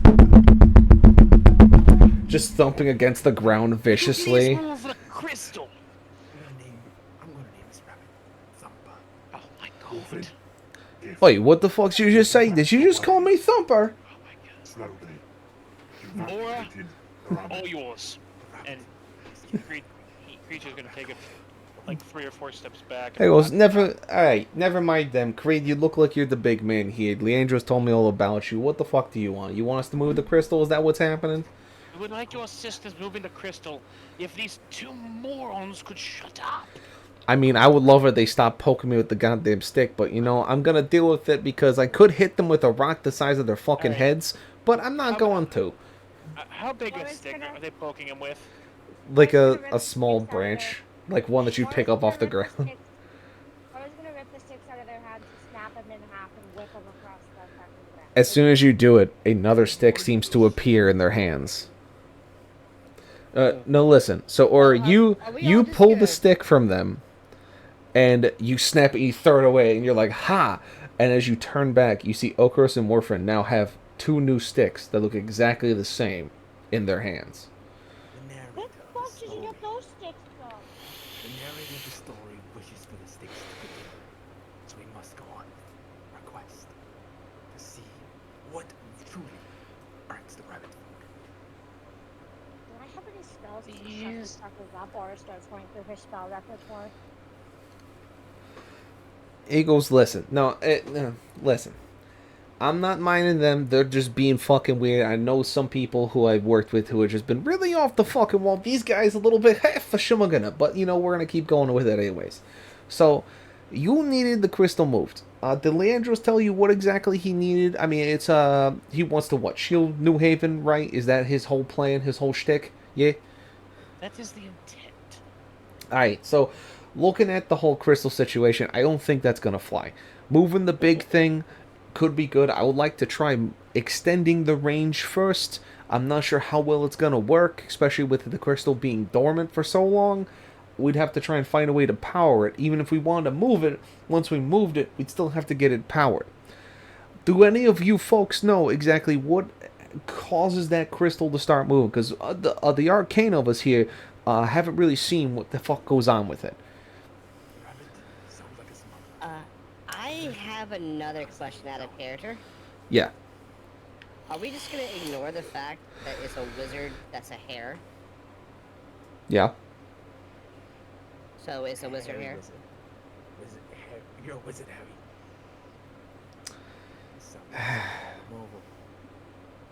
The rabbit must have a cousin named Tony. He's also a smuggler. You have to be very careful. Very careful. This went downhill so quick. This is what I love about Kurtz. They can spiral so quickly. He was alright. So listen. So did any of you know how these crystals work? Besides the obvious, I know Creed. You've been here before. The rest of you, I don't fucking know you. So if you got any information, fucking pass it along. I'm open to ideas, minus the two Pokemon with the fucking sticks. You might want to ride. It's rabbit. Seems like a very intelligent. You say that fucking word again when I hit you with a goddamn rock, short one. Hit him. Hit him with a fucking rock. Well, I don't want no lip from you, you goddamn CF. I'll make you covered in fleas faster than you can say, oh fuck. It's an angry Hey, rabbit. bruh, I'm on your side here. Don't make me do it, as he holds up his fingers in like the Italian hand sign. He's like, I'll snap my fucking fingers together. Yeah. You did. You snap your fingers, and I'm gonna tell my nana you pick him on your own time here. This rabbit might have spices that we need. And nana. Alright, Mess with the nana. Warfren, I need you to roll me a deck save. Text. Oh, gross. Why am I the one taking this punishment? Because Okros has been quiet. He's just been poking him with a stick. You're the one that's like going on old David Attenborough. Oh, yeah, 20. So, you see a rock lift up off the ground and shoot towards your head. And at the last second, you just move your head out of the way as it flies past you and crashes into the wall behind you. And you see Azrael looking and go, stop with the fucking words under your breath and trying to figure out a fucking plan here, you verschmuggling motherfucker. Wolfen, shut the fuck I up. swear on my goddamn grandma I'm gonna murder somebody. As he's just like is rubbing his temples. He's just like, eh. Out of character? Yes. Out of character? I'm an Italian, it's nana. I I- will know this because I'm Italian. It's nana. Wonderful. He's not Italian. Thanks. Why are you Italian handing then? You're offending me. Because he's from the Bronx and knows Yiddish. You fucking putz. You schmegma farm. Cultural appropriation. You know, I feel very culturally appropriated right now. The rabbit request a cup of tea. Have a cup, if you don't mind. You know what? I would love one. Thank you, Mr. Pain in my ass. And he takes it from you. Put it to vertical. That's all. As Alice had intended. I swear to God, you make one more book reference, I'm gonna shoot you in the goddamn knees. I will cap you so hard, your damn grandkids are gonna feel it. Now, if you would be so fucking kind to walk the fuck inside the tomb so we can go look at this crystal, I would be happily obliged to continue dealing with your shenanigans. Capiche? Might have a time ago. And proceed very carefully. I'm going inside. As you see him just like pop off as he just runs very quickly. And runs past you and into the tomb and is like, just go to the fucking cradle for the love of Christ. And he's just like, ick. This kind of rabbit is known to go 40 kilometers around. Very fast. The rabbit is gone. Pursuing after. Or maybe in search of finding true love.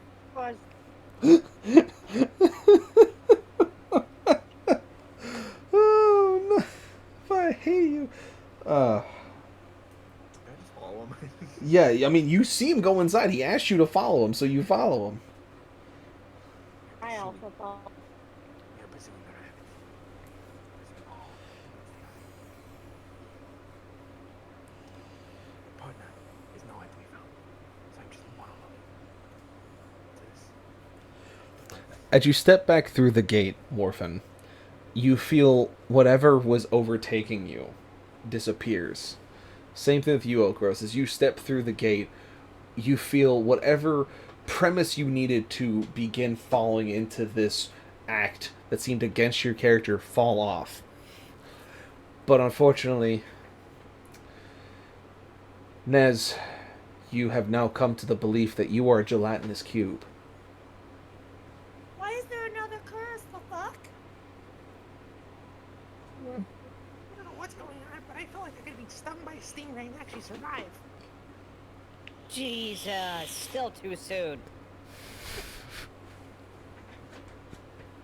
I have a lot of new words under my belt now. Like down under.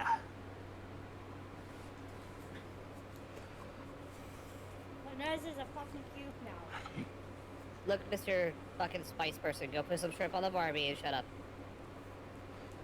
What? I want some spices from down under.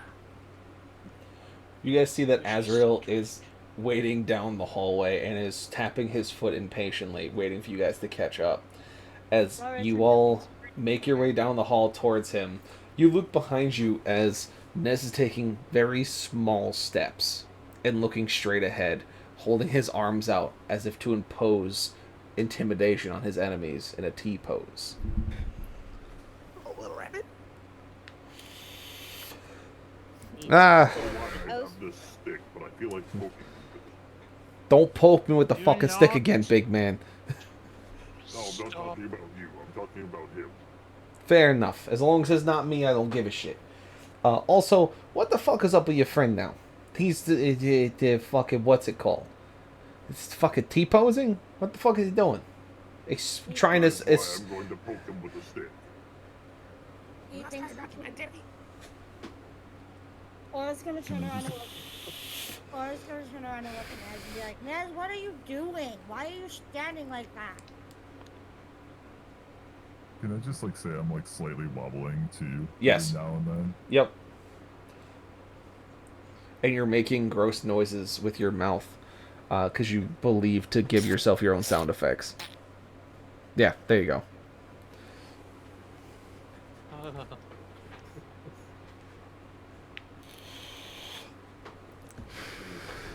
What are you doing? Or it's gonna go behind Nez and just push him forward. Just push him along the floor so he's up with the rest of us. I'll You- put fucking- You try to push him, and he just kind of like bends a little bit and then springs back up. Can I pick him up? I was gonna say Okos, a little help here. Be like picking up a cat, where it just goes no bone mode. Except it's the other way around, because I'm the tiniest one we got. So me picking him up would be like picking up a fucking statue. For you. I want to go lift my man. Yeah, so give me an athletics check to lift Nez. And You lift him like a couple inches off the floor, get a couple steps, and immediately have to put him back down. you guys see that? I lifted him up. Jenna would like to, Aura would like to run an athletics check as well. To what? To pick him up and carry him. Alright, cool. Roll it. Can I help? Nine. No, you did it already. This is you doing it. Or you pick him up, you lift him a couple inches as he just stands perfectly still, making gross squelching noises with his mouth as you pick him up. And you're only able to move him a few feet before you have to put him down, as he just is dead waiting as a statue. Okos, a little help here. At this point, I feel like I'm standing with the wizard watching this all take part. Yeah. Arms folded. And I would like to look over to him and go, okay, Mr. Cottontail, what's with the gun? Let's be real. Iron. Hey, oh, you talking about the rifle I got? I made this. This is old You Betsy. made Yeah, I call her Moxie, because she's got a lot of chutzpah. Well, what does Moxie shoot? She shoots something to the point of a 14mm round. It's real good for spells, and I'm also able to make bullets that carry spells of specific calibers. It lets me hit things at a farther distance. I feel like you need to teach me this. I don't feel like I have to teach you shit. But I feel like if you we do. get through this whole situation with the crystal, I'll think about it. Once you prove yourself to be part of the Rattlings and earn yourself a little keep more, because you seem like you got a good piece on you already. Also, what are you, some kind of hunter? Some kind of ranger? Yeah, Ranger is what I would say. Yeah, I don't think I'm But going to I be able to shoot teach you spells what and I got. bullets. No, I need to shoot spells and bullets. I mean, you could ask probably nicely. We could make you some that you could use, but I don't think you could make them yourself. But, regardless. Regardless, we gotta get over to the cradle. So, let's keep on moving while the big guy deals with your weird T-posing friend there. Oh, Rose, can you please come get Nez and move him over there? I'm starting to get real annoyed with all the shenanigans happening when we're trying to save people. Chris will roll his eyes, walk over, and pick up Nez by the collar. At the collar. Well, Roll athletics.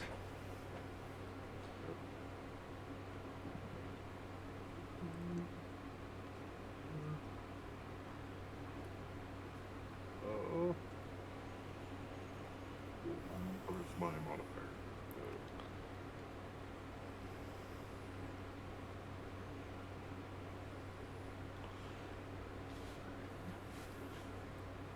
Cool. Anybody else just hear that? Did somebody go robot? A little I bit. didn't hear anything. Oh, okay. No, I didn't hear The anything. audio on my computer just glitched then. No. Must have been the wind. Apparently. So I got, an unfortunately low roll, so I only got 11. Alright, so, Okros, with your stature and your strength, you're able to at least drag Nez down the way towards where Azrael is standing. And as you do it, Nez just continues to make gross squelching noises as you do it. Almost as if he's just stuck to something. But you bring him up there, and Nameless, I need you to roll me perception, please.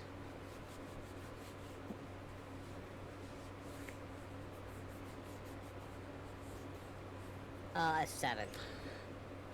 Alright. So, you all are standing there, and you see that Azrael's still standing next to you. And he looks, and he goes, "Come on, let's go already."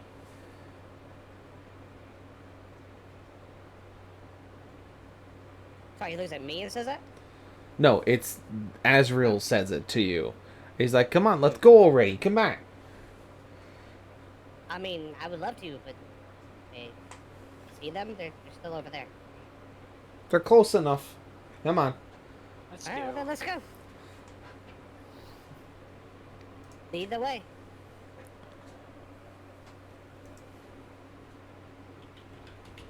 And so Azrael starts walking off, with you guys following him.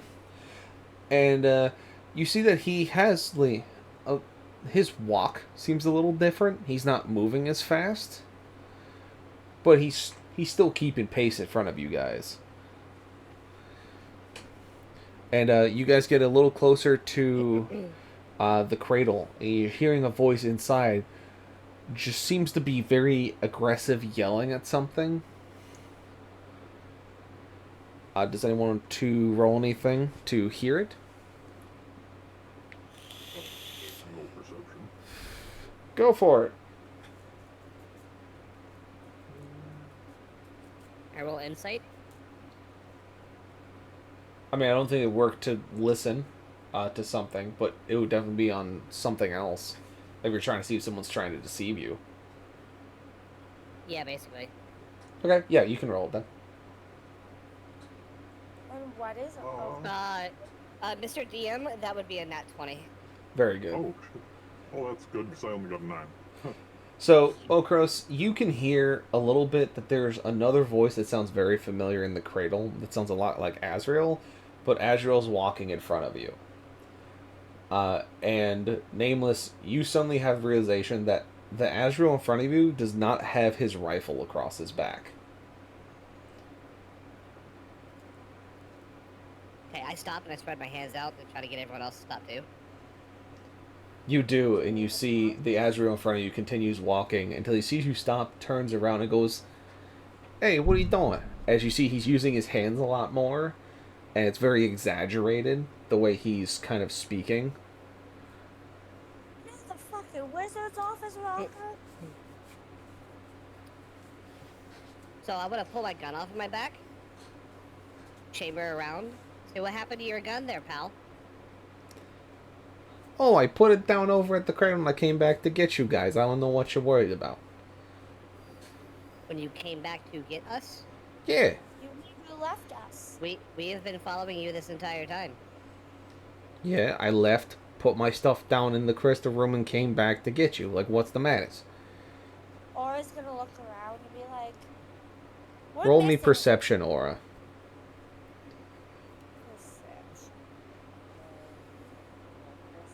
Can't just read chat and be like, I want to say somebody's message. Roll perception.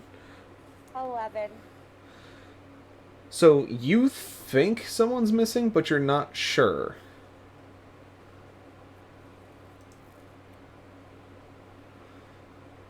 And so it's you were too busy dealing with Nez to really remember if anyone like walked off. So you're not entirely sure if someone is really missing, but you can't really pick it up as you're worried about now this the person in front of you that you think is an imposter. Nameless who's chambering around, Kratos is aspirated, Okros is dragging Nez, who believes himself to be a cube. You're kind of at ends. Okay, Azrael, if that is really you, why are you acting all weird now? What is going on here? Why is everything falling apart?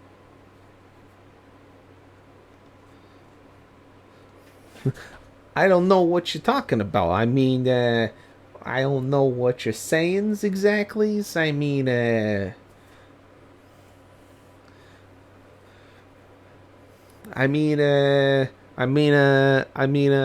don't know exactly what you're trying to get at here. What Oh, I intend to. Either you tell us what the hell is going on, or my little kitty friend here is gonna fucking shoot you. I'm sorry, what did you just fucking call me?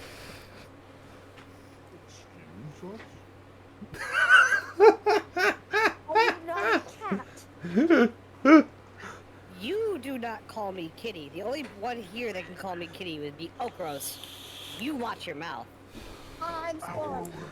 Creed, if you would like to do something well, Okros and Nameless are berating Aura for calling them Kitty.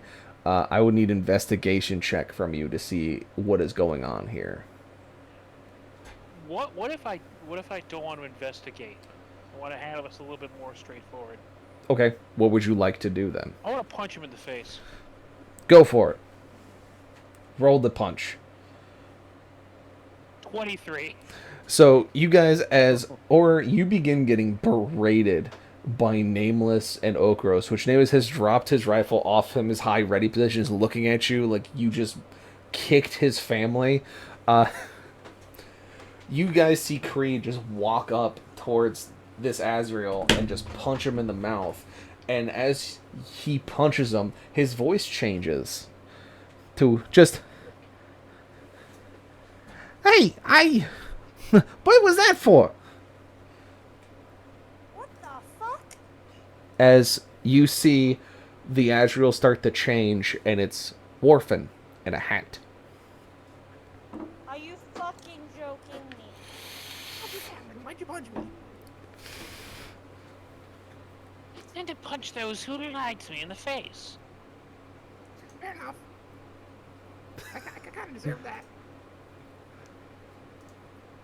I should have let you shoot him, Nameless. I apologize for calling you Kitty, Nameless. You're a cat. My bad. If you fucking do it again, this rifle's gonna be pointed at you. Yeah, get him, Kitty. I take a pot shot at Worfen, just at his feet. You fire around inside the building as it cracks and echoes along the hallways. And Orphan, you jump backwards as this round puts a hole in the ground in front of you. And as the round goes off, Nez, you are snapped back to reality as you just kind of go limp. As you suddenly no longer believe you are a gelatinous cube, but you are exhausted. Snap back to reality. Oh, there goes gravity. Oh, there goes rabbit. He choked me so bad. You're not having fun with it. You have to do it casually, slowly. Do the build. Yeah. You don't just say the lyrics. Yeah, you gotta work your way in there. Jeez. Yeah, come on. Rookie mistake. Subtlety, come on. Rookie. Here's a good tip. A joke is only as funny as others find it. And considering we're attempting to do something that could run the risk of killing everyone here, I find it rather serious. So, does anyone care to tell me why Warfriend looked like Azrael? It's the stupid hat on his head, probably, because that came from nowhere. He's had the hat all along.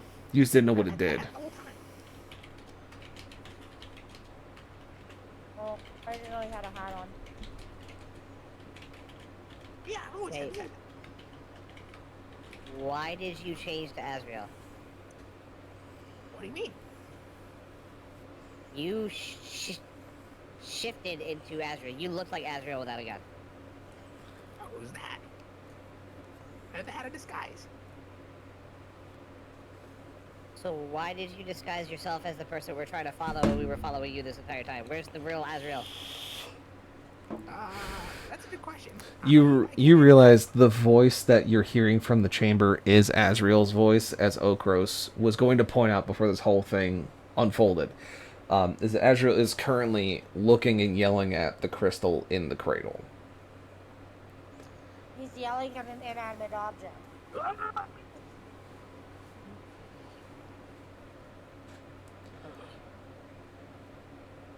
Hey guys, when did I get I inside don't with you know guys? why he said this to the crystal, but he's over there. He's something about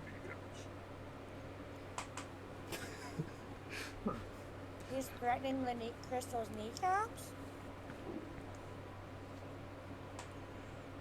I Was he don't know. was he threatening with a bat? Does the crystal owe him money for bets? Does the crystal have knee? I can't see him. I just heard kneecaps. I wonder what kind of spices he puts in his spaghetti. I want to go see this crystal's kneecaps. Let's go. So you all start going as Okros, as you continue to pull Nez, you realize that he has now gone limp and is very confused, as he doesn't remember going inside. Ah, yes. I see you come to your senses. I think? What do you mean, I think? Wait, senses? What happened? You were doing what is, I believe, called a T-pose and making strange floating sounds. I had to drag you. Okay, you're just fine. I swear to God, one more thing goes wrong, I'm gonna fucking smite this entire fucking village. It's okay. We'll still tell the developers it was a bug, and it'll be all fine here in the next couple of weeks. What? Bring us a hot fix. What is it, Bethesda? Don't worry, I'll fix it. The last part of the situation, as you guys get to the cradle, you see that Azrael is standing around the crystal and has been walking around it. You see that he has been pushing energy out of his hands into it, trying to get it to rise up. And you see him kick it and smack it as he is becoming more and more frustrated, trying to get it to awaken. As you see him go, this for schmugging the crystal, I can't seem to get it to wake up. Did any of you ever see what it did or what happened when it woke up before? Because I can't seem to hook on to its magical source because it likes to lay there being a schlep instead of waking up what I'm asking it to do. So, again... It stood upright, began levitating, and rose approximately 1.5 feet off the ground. Did it have any weird colors? Did anything happen beforehand? Like, did you say a magic word? Like spagoots? Like, anything? Spagoots. There was a strange light, and I put my hand on it. And then, well, I saw visions and came to, the crystal's on the ground. Don't Was touch it. there any weird like any colors inside the crystal? Like, we know that they're supposed to glow orange, but like, was there anything else that you saw that was important? Maybe like what was the deal here? Would rolling perception help here? No. Right. This is I more was of the only one who increased saw it. brain. So I can ask you directly because he Yes. remembers everything within the past month. Did I see strange colors? Yes, you saw a blue swirl enter it and swirl inside of it when it woke up to your touch. And you Touch it. recognize the blue swirl as a certain someone who's been in your life before. There was a bit of a sweat. Blue. The man I saw was someone who I knew. Did the man have a name? Did he say anything to you? Like, His name was Max, or as most know him, the Undying King. no, that doesn't make right. That man's color wouldn't be blue. Everyone's magic has a specific color to it. Mine happens to be like a bright purple. Your friend Nameless over here is like a weird dark green color surrounding him for some reason. The sea elf is like a bright blue for some schmucked up reason. That doesn't make sense for him. Are you sure it was that guy? And as you think back, it wasn't Max. It was the other Watcher that has helped you before. It was Bill. Yeah, how do I describe Bill to this guy? Like, A medium-statured person in a blue and purple velvet suit with a bowler hat and a face that has no features but 2 eye holes full of blue fire. Yeah, that. Well, there yeah, you go. you know, you never truly put it in words before. I'm really rethinking that deal I made with him. You know, when you put it like that, it really sounds like I made the wrong decision. He basically looks like a Silence from Doctor Who, but That's better. what I was thinking. He Yeah, looks like that, but not as like extravagant. He looks closer to a changeling mixed with a Silence. I was totally over here thinking Slender Man, by the way. With the bullet. Yeah, Slenderman's a better comparison, honestly. I'm gonna go ahead and relay that in not such a horrifying description. I'm gonna make it sound a little bit nicer. But It was okay. That's never heard that one before. Did he say anything to you that would be of consequence? That may be interesting, maybe? Like, he told me that, well, I need to be prepared. Ultimately, what matters is the wrong man in the right place at the right time makes all the difference. alright. Try to say something to the crystal. Maybe touch it again? I don't know. Do something.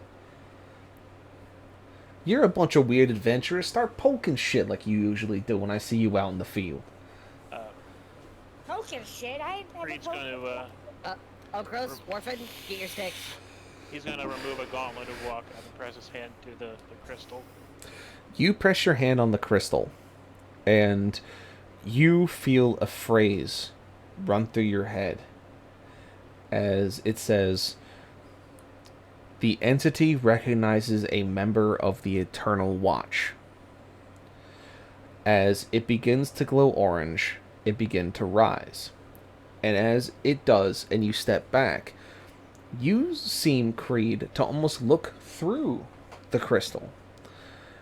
Almost as if you're looking through a window to somewhere else. The window seems to show you the inside of a castle. There seems to be structures built on the inside in square bots. There seems to be one that has a bunch of general goods in it. 3 small kobolds man the counter. To the right of it, you see a stone-built fireplace with many different people sitting around it and relaxing. You see a large metal shop towards the back where a large Goliath argues with a smaller individual who seems to flail his arms a lot and scream at his assistant while throwing wrenches. You see an infirmary built that has a taller elf with black hair tending to the wounded that have come through. You see a large mess hall where individuals are cooking and eating. You see a number of people sitting in the mess hall that look out of place from the rest. You see a dwarf and 2 elves. The dwarf in full plate, one of the elves in the green clothing of what you would assume to be a druid. The other one sitting next to her in the robes of a monk, but large gold gauntlets on his arms.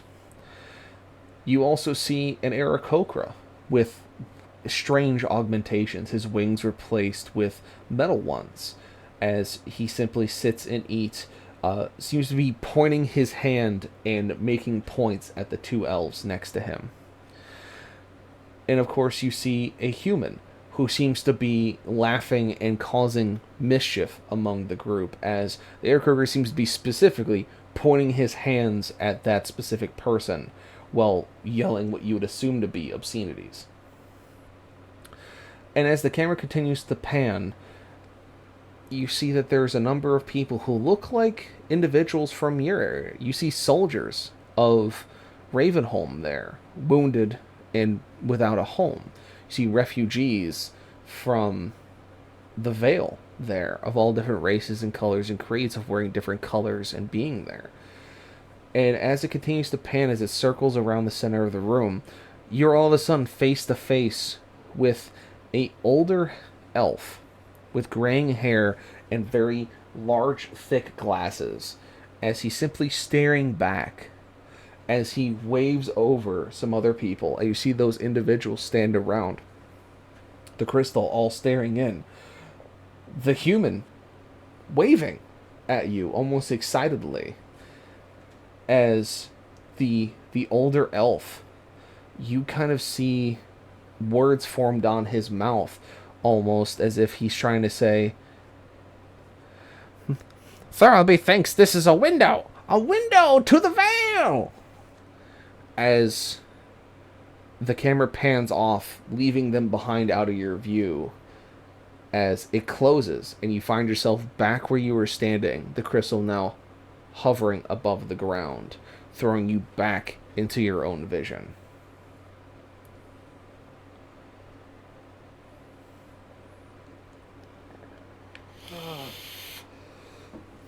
Is this a crossover episode? No. There's not going to be a crossover episode. There are players from both groups in here. That would be terrifying. Yeah. Oh my god, the fucking voice changing was terrible. You would have There were, heard so much. if I had 2 parties and completely different people, it would be a different story. But because I have people who double play characters, no. That's But yes, so Creed, you heard the words, "The entity recognized a member of the Eternal Watch," before you saw through that window, and before you were snapped back to where you stand now. That's the reality? Oh, if there goes gravity. I literally said that. Yeah, as I dude. was muted. Yeah, can't do the same advice. You want You're the right. quote? The entity recognizes a member of the Eternal Watch. Well, that's a weird thing for a rock to say. But okay. It's working. My life to not be complicated. Listen, we don't love our lives to be not fucking complicated, but you remember the whole thing with the gods have shown up and we're trying to fucking kill them? Yeah, our lives are already fucking complicated. We just gotta roll with the punches. I'm aware. I was there. Yeah. Wait, what? Yeah, turns out, the gods of the old are real. The Undying King kept them at bay, and I somewhat helped unleash them. You want to run that by me again? If you're to be, I'll be honest, you're about as confused as I've been. You know what? That seems a lot to unpack. We're not gonna cross that bridge right now. I feel the need to share this with someone. You Okay. seem to think your life is worth. Imagine 13 years between those two events as well. Ah, so you got zooped? That's the technical term we wizards use when you get put into a different plane, you get brought back. Oh, you got zooped. Okay. So that's weird. I'm gonna say that out front. It's also heavy. I did not need that today. I did not need your heaviness upon me, but I am here and I understand your feelings. But the crystal is now up, so now I can try and see what I can do to either extend its range or we're gonna have to move it. Past that point in time, if you all could just kind of hang out and not touch anything else auxiliary-like, would be absolutely wonderful. Well, I just kind of figure this shit out. Can I try to help? You can. Between like the artificer ways and the wizard. Yeah. Go ahead and roll me Arcana. Um,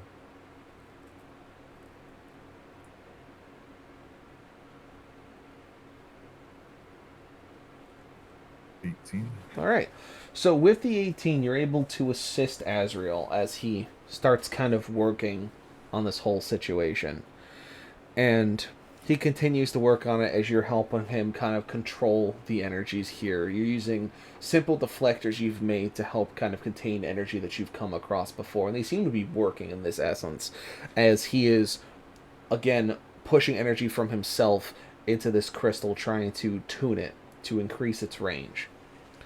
And after a bit, he goes, alright, so I'm tired and I need a schmeckin' to kind of get myself back up. But I did increase the range a little bit, but I think we're going to have to move the sumbitch out to New Haven. The problem with that is that I'm pretty sure that there is some individuals in New Haven that don't like us too much. And so we're going to have to possibly deal with that situation at hand before we can actually put the crystal in play. I don't think it's a lot of them. I hope it's not a lot of them. The other ratlings have basically told us that it's small groups, small patrols. But I believe that once we get this crystal in place, it should shield the town from the eyes of the gods. And if that's the case, that means that the forces can then move out of the tomb, and then we should be okay. But, well, I get something to eat so I can keep myself standing here and working with yous. I would suggest you guys go speak to Leandros, especially you, Mr. Creed, because that's some heavy shit you dumped on me, and I understand your feelings. My God, you gotta go talk to someone a bigger pay grade than me, my guy. I have. Did you tell him that you were there during the Godfall? Because that's kind of some heavy shit.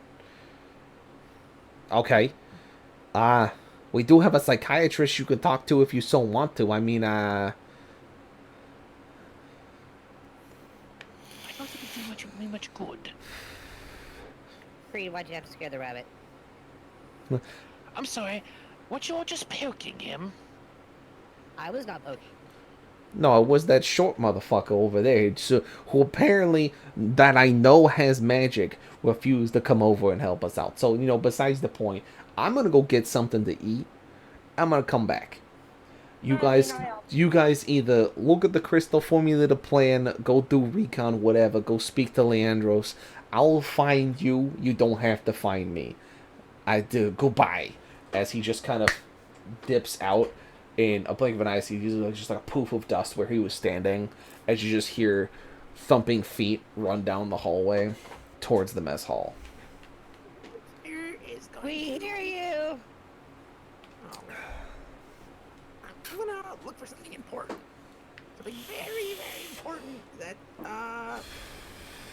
that's gonna help us on our adventures.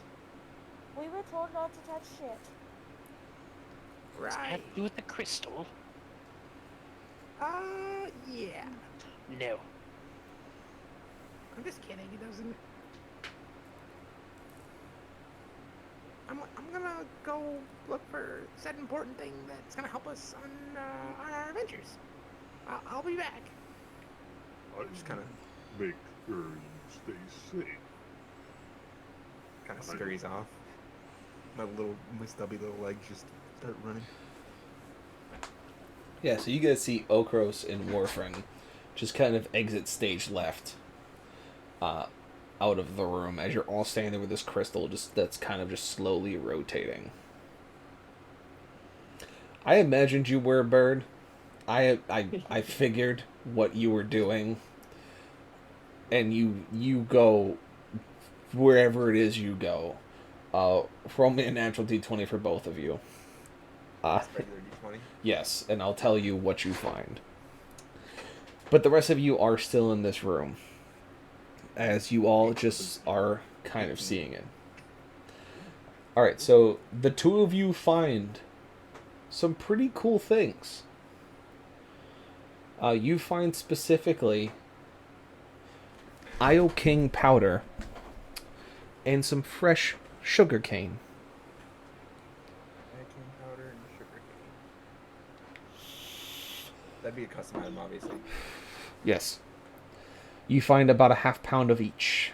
How do you spell Iokane? Iokane. Oh, that was simple. I don't know why I'm an idiot.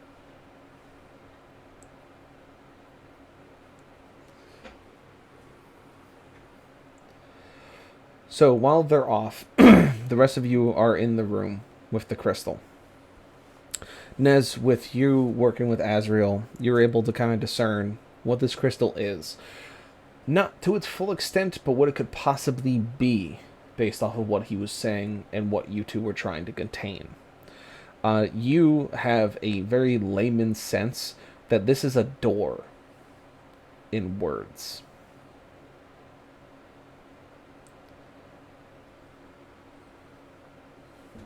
So basically, it's something that we can go through here and there. Yeah, you imagine that it acts like some kind of door, but you don't know how or where it would take you, or how many doors it's connected to. But whatever energy it's putting off seems to mess with the magic that's coming from the gods.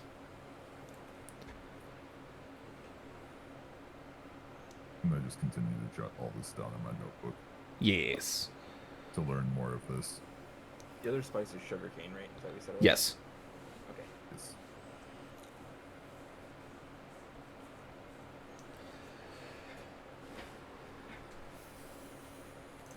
So, what do we do now, guys? As you all stand there, patiently waiting, watching the crystal rotate, Aura, Nez, and Nameless, you all suddenly hear a voice in each of your heads, unbeknownst to the rest, that simply says, "Acquaintance of the Eternal Watch, you must become known to the entity." As you suddenly feel yourselves pulled to a window of sorts, your vision changing to where something else is. Or you see a shape under the water. You have a hard time understanding where it is, as you seem to be under it. You see sea life flowing around you. You see the shapes of large, what you would assume to be whales in the distance. Their silhouettes peeking against the light that comes down through it. But where you stand seems to be some kind of temple that has sunk to the bottom of wherever you may be.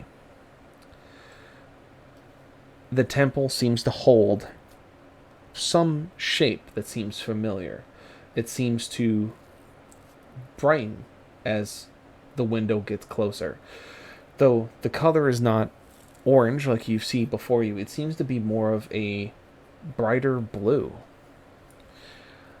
The object you get closer to seems to look like this crystal that you see earlier, but it glows a different energy source with a different light under the water. It too lays on its side amongst the rubble of the temple. and you see it for but a moment as your eyes are fixed upon it. Nameless, you see the inside of a darkened labyrinth. You travel through it with great pace, trying to remember the turns and rings that it throws you through, until you come across a room that is both tall and angled, dimly lit, but with still light coming through certain parts in the cracked ceiling. Through those cracks, sand seems to fall around you. Inside, a crystal of similar shape to the one you stand in front of, but smaller, lays between these statues that have become fallen and decrepit with age. As you get closer, the crystal seems to glow a dark green instead of an orange color. It does not move from its resting space, but you see that the light continues to glow until the vision is pulled away. And then we come to Nez. Your window opens to something of interest. It seems to open up to a tomb. A glass sarcophagus sitting on a stone pedestal inside of a darkened room. The remains of a glass wall shattered about your feet. The remains of creatures fought and slain, their bodies mummified by the ages. As you step closer, the crystal starts to glow a bright gray, almost resonating with you. But you see something past that. You see a linkage. You start to realize that this crystal was waiting for you, or is now asking you to find it. In your mind's eye, you can see other parts where these crystals lay. It's hard to discern where exactly they may be, but you can tell the generalized location. That there's one on the northern part of the western region, one under the water in the western region, and then one in the Great Scorched Desert. These three seem to link to the large one that you are currently trying to move. And that you can see almost a web forming in your mind's eye as studying this crystal with Azrael, to being exposed to its energies and having the knowledge of the arcane behind you. You see that they all connect together, and they all seem to resonate against the energies that come from high charity, that come from the gods that lay waste to the land that you stand on. And you suddenly realize what you must do. You must find them and awaken them. You believe that by doing so, not only would you be able to travel through these doors back to where you once were, but also increase the stability of the magic that flows and ebbs through the lands of the Vale. The old ley lines becoming part of the crystals that now lay shattered in different parts of the regions. You are then shot back into where you're standing in the room. All three of you hearing a voice in your head once more. Connection with the entity sustained. Welcome to the Eternal Watch. As the voice ends and you all seem released from whatever trance you were in.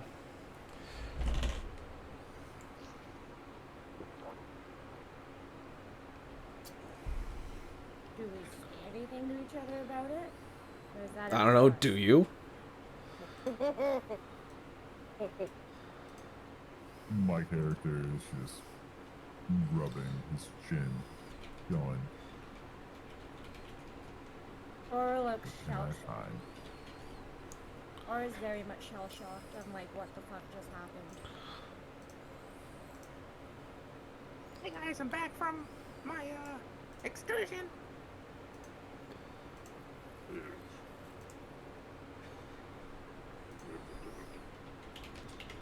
We found some very important stuff. Very important. guys do while we're gone? So much sand. Green's gonna take his hand off the crystal and put the gauntlet back on. So,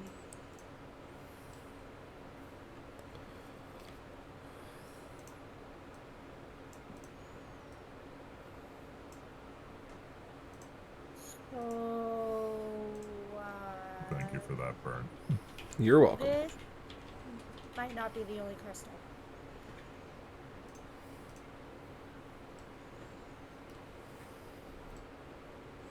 I know of at least No. one more.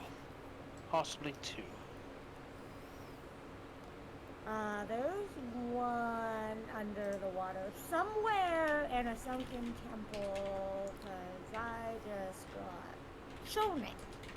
Some way, somehow, I was shown a crystal under the water with a blue, or no pun intended, in a sunken temple. Don't know where. Don't know what section of body. Don't know what body of water this was in. It's just underwater somewhere.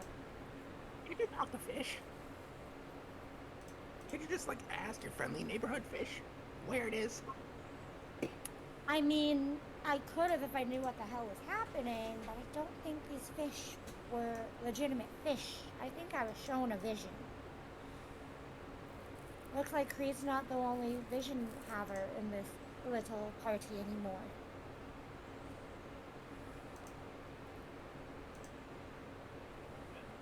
I wouldn't call this much of a party. This is more of a crowd.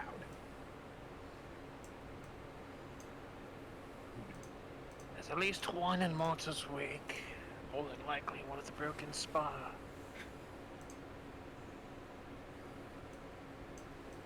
So Spire and where else, Creed? Sorry, I missed what you said. I'm still a little woo from what just happened. Martyr's Wake. It was. Are either one of those places underwater? No. So we know of 3 then. He's just going to dance. Martyr's Wake is where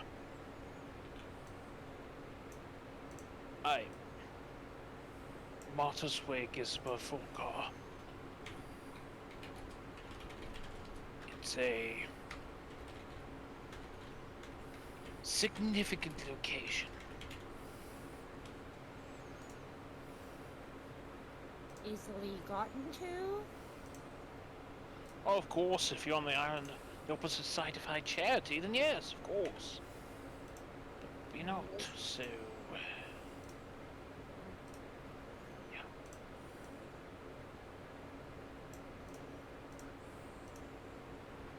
Should we be concerned about the fact that there's so many crystals that we may not know about?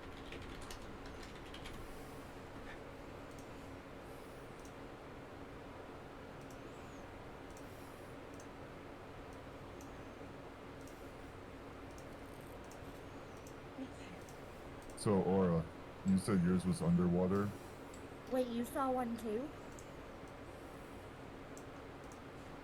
Yeah. I felt a total of 3 crystals. Yeah, And mine one Yeah. was underwater. I saw one too.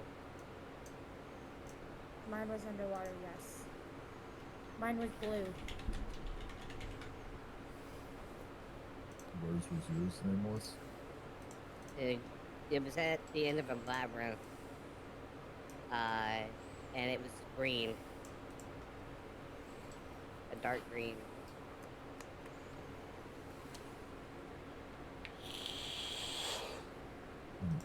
Mine was in a tomb, and it was gray.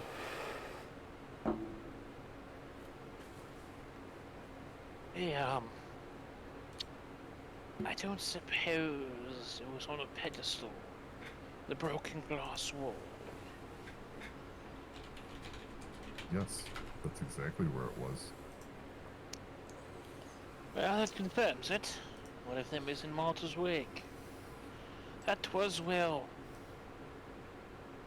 You wanted to call him Mr. Unicorn Hat. That was when we reminded Mox that he was the Undying King. We woke him up. You woke Mr. Unicorn Hat in Martyr's Wake. Took him to his tomb and awoken him.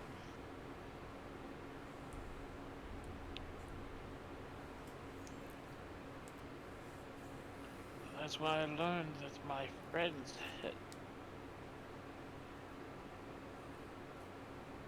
he has looks fucking really sad.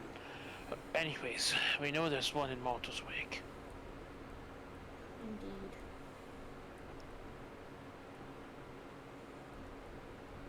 I'm just wondering why it showed them to each of us respectively instead of as a whole. And why, as far as I know, Okros and Orphan weren't showing one.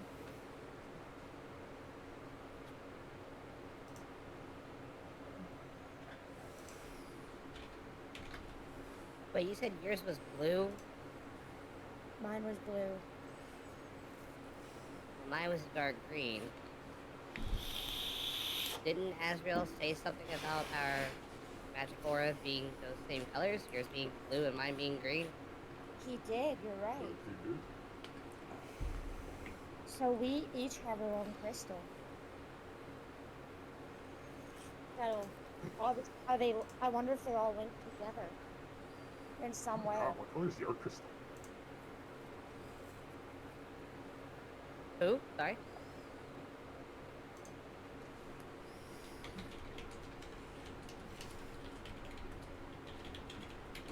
Being facetious.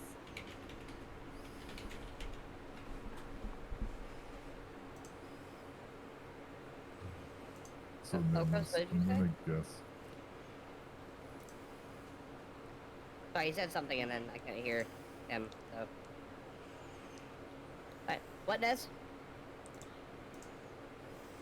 I was just saying, nameless, I believe your crystal is in the desert, as I felt the presence of all three that we have just mentioned. Oh, with one there of them was a lot calling of out to me. sand. There was a lot of sand, so quite possibly. Does anyone have a map on them that we could possibly look at and maybe kind of try and gauge where these crystals may be? Mine will be harder to locate seeing as we're surrounded by water on all points, but maybe you'll... one of them's in Martyr's Wake, so Reed will know where that is. Desert-wise, where do you suspect?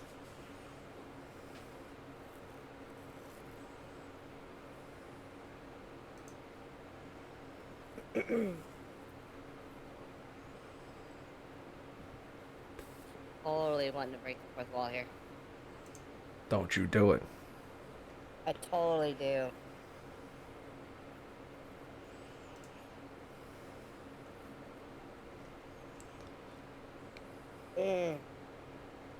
So no one has a map. If I break the fourth wall here, is it detrimental? It depends on what you're doing to break the wall. Acknowledging what you did. Shush, I saw that too. I'm ignoring it. I'm sorry, I don't remember asking you. Yeah, acknowledging what you did, Fern. What, the markers on the map? Yeah. You would know two of them from Nez, but Nez would need more information trying to find the third. He would have a generalized area, but you know that there is a map in the war room.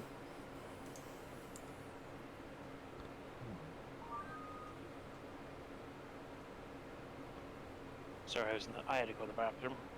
What did I How miss? dare.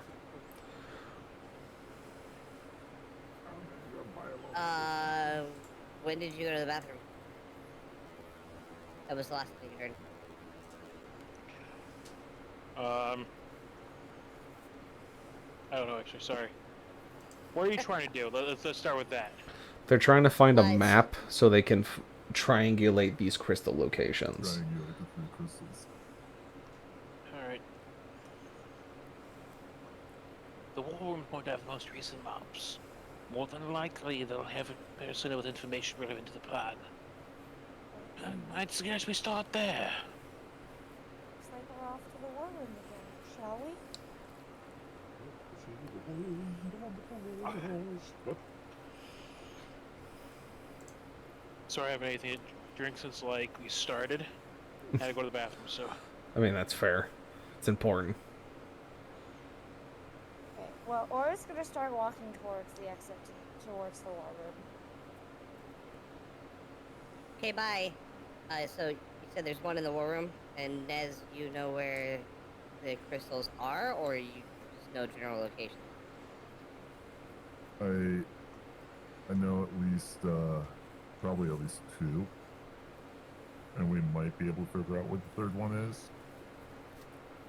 I know Creed also knows where the crystal that was calling out to me. Okay. Since it was in the tomb. So you know of that one, and you know of the one in the desert, so we're looking for the one that Aura saw? Yeah? The character, I believe that's right, Burn? Yes. Yes. So you would know from what Creed said that one of them is in the Martyr's Wake. You would know the second one is in the Scorched Temple, but you don't know the exact location. You know that it's in the Great Scorched Desert, and it's somewhere past Scordoon. The third one, you would have to delve into what Aura saw in a little bit more detail, and see if there's anything she can remember to give you a better idea of where it could possibly be.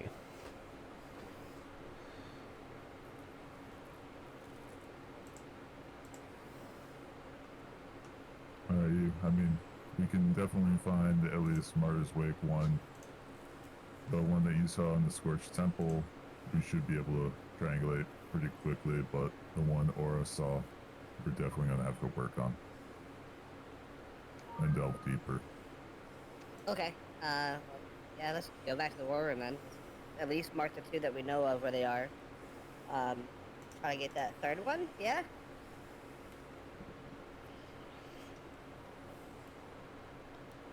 Is that good with you, and Creed, and everyone else? I'm already headed back to the war room. I recommended it, so Creed's already doing it.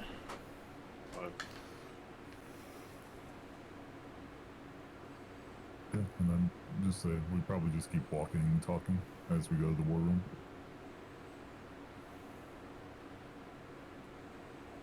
Yeah, you guys can keep on talking as you go to the war room.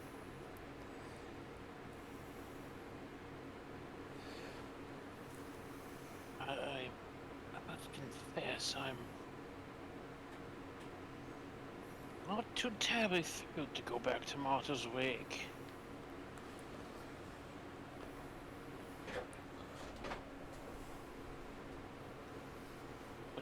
But we have to, so. That's where you said you, resurrected the undying? Yes, we. Yes, we did.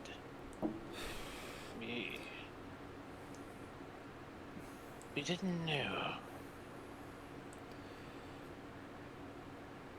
As you guys walk, Green gives you a little bit more information, or at least clears up some context.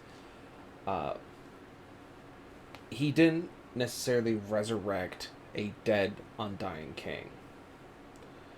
From what Creed explains is that Max didn't know who he was. And so when they went back to Martyr's Wake, there was a lot of things that reawakened between some of the other party members as well as Max himself when they got to the end of the tomb. And also, thank you, Carson, for the 5 gifted subbies. Big appreciate. Thank you, Carson. You can do that, Bird. Wait, Roll me does that have Constitution. implications on, like, red or curses?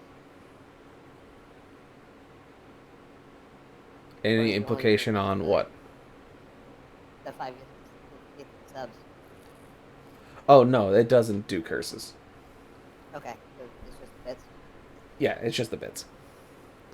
The sub's always appreciated. If I feel frisky, I may curse people, but it's also like, it's fine. But yeah, so you guys get a little bit more context of the fact that Max was a wizard that helped Creed out through beforehand. And when they went to Martyr's Wake, it seemed to open itself to some of the members of the party where they saw visions of the past of what happened there. And then when they got to the end, that is where Max kind of began to realize who he was. Something changed. And it started a chain of events that led to the Godfall.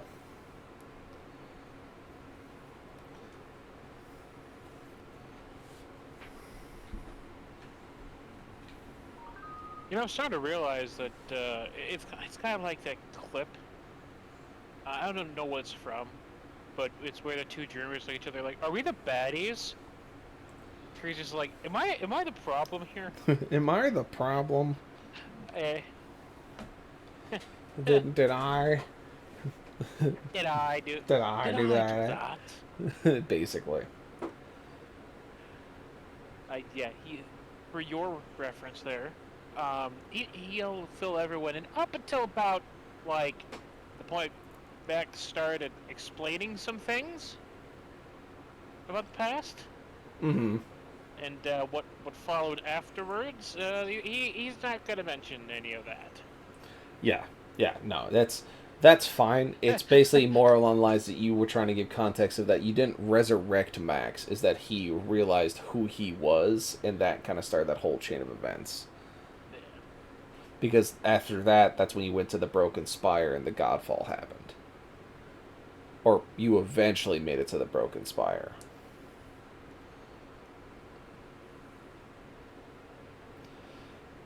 So, Rexus, or Okros and Warfren, you two are able to begin your escapade to do what you were wanting to do. Yay! You don't feel great, Warfren, but you feel good. You don't feel bad. You're just like, ugh, gross. Tastes like shit. Basically. Actually, it tastes like nothing. Actually, it tastes like nothing, dummy. Stuff that can't taste. So yeah, so you guys make it back to the war room as Creed kind of gives you some more context, and you find that there is a large map on the table. And Aura's already looking at it. Yeah. Aura was looking at what you guys walked in, and you can see that she has pointed out where Martyr's Wake is on the map. That it is on the western region to the north.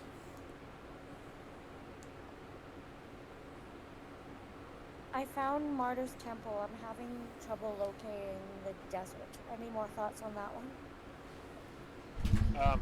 It's the giant section of desert.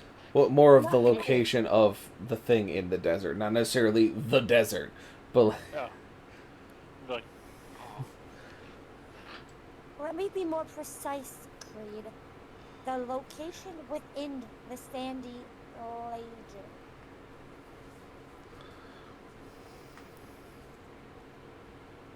The only thought that came through my head when you said that was Futurama for no reason. for no reason. Now I'm leaving for no reason. pretty well. And here's where the airship crashed. That's where we found the Kingslayer. That's why I stabbed a man and eventually came for revenge. This is where we held out, and he's just pointing at the random spots in the desert. Focus. But where did Nameless see the crystal? If it is. So at this point, She's doing ESL while she's saying that. yeah, so while she's saying that, Nameless, you're looking at the map, and Nez, you're trying to walk him through details that he may have seen. So at this point, I'm going to need a Let's do a wisdom check. So I need a wisdom check from you, Nameless, with a +3 on it.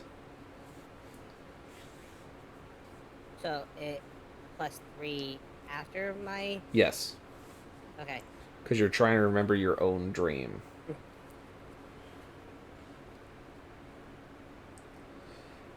So a 13. You remember some details, but nothing really is coming through.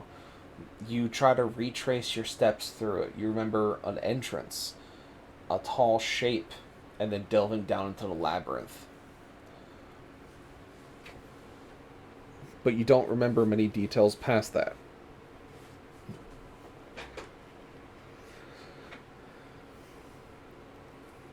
You could try again. I can't try again. Yeah, you can try again. You're trying to remember your own thoughts. It's not like you run out of tries to remember your own thoughts. Why not? All right, Also so 13. so that is a 16 with the +3 on the end of it. Yeah. So with that, you kind of start to pull together a better image of where it starts, a feeling of where it is, and you talk about a spire with twin peaks with a cave at its base, which perks the ears of a certain creed.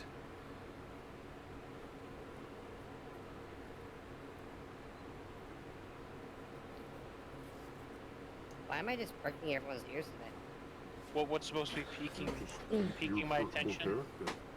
It is a creed. Here's the description of a large, twin-peaked mesa in the desert with a cave at its base.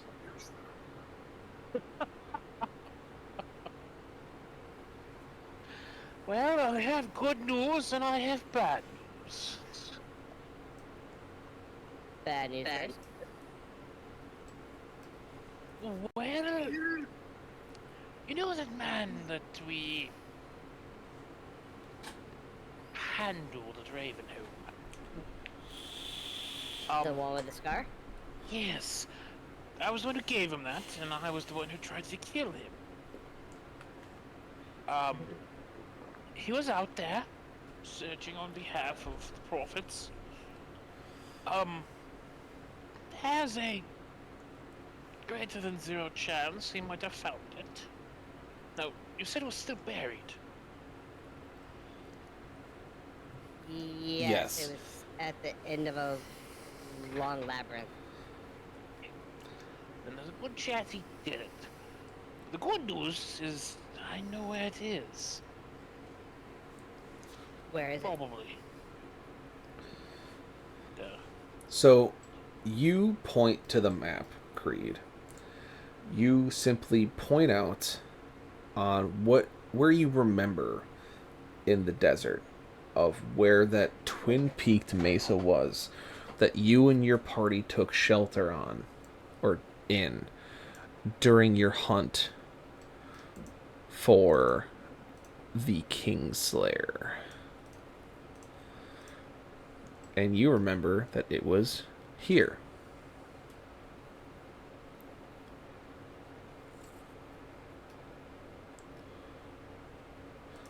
The northernmost twin-peaked mesa with a cave that you once drove a vehicle that your party used into. And you place that on the map, a single point between Watcher's Rest and Scoredune.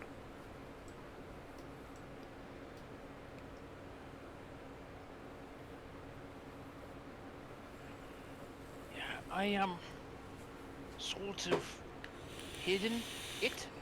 Yeah, he's put like pointing on the map.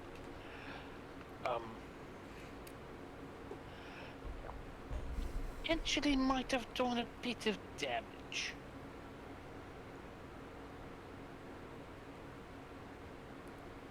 So. Okay. Well, where is half battle? 2 for 2. Now comes to the third. That comes down to Aura trying to remember where it may lay.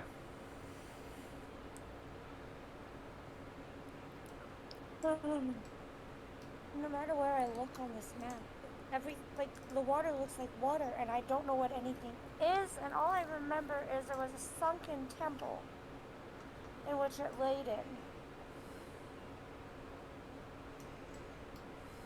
Wisdom? Yep. Wisdom check with a +3 added to the end. So you'll have a +6 for this. So, good. So with that dirty 20, you start to look at and pull your mind back a little bit more through the vision. You start to look at everything that was there. Whales. What was sunken, the fish, the whales, and everything else in between. No, Mandy, you're a dirty 20. About as gross and effective as my own member, says the man Thurlby. Oh my. Well, there was the sunken temple, there was fish. I tried to talk to him, but I couldn't because of my vision. There were whales. And then you remember shapes of boats, fishing boats, that were sunken and dilapidated around the base of this temple. The water did not seem as deep as one would think.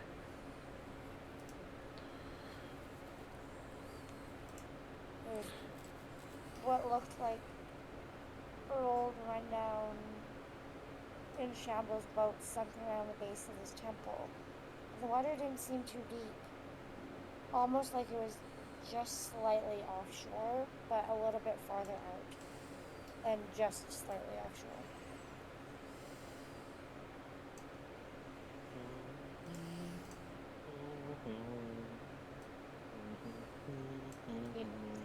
Sound like anywhere you know.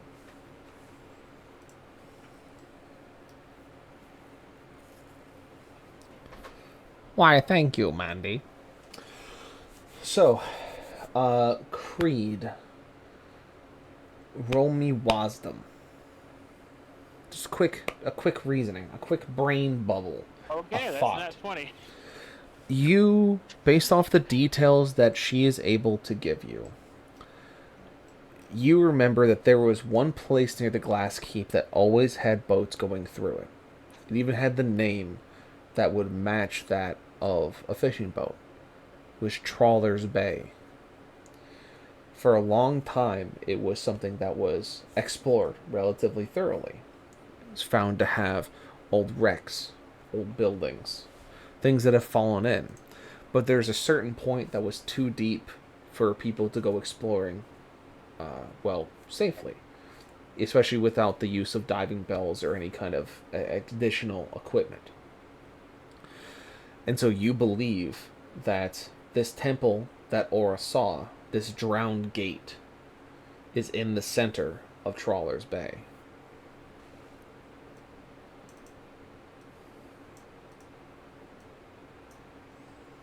Well, there are sunken ships.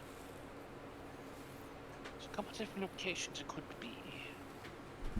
First guess would be here. Maybe pointing at Trawler's Bay. Multiple fishing vessels were lost, heading across the bay from the Glass Keep. Some were lost in storms, and some just went beneath the waves and never came up. No survivors. Either here or in the middle of the water, or the ocean, near High Charity. I'd say more than likely in Trawler's Bay.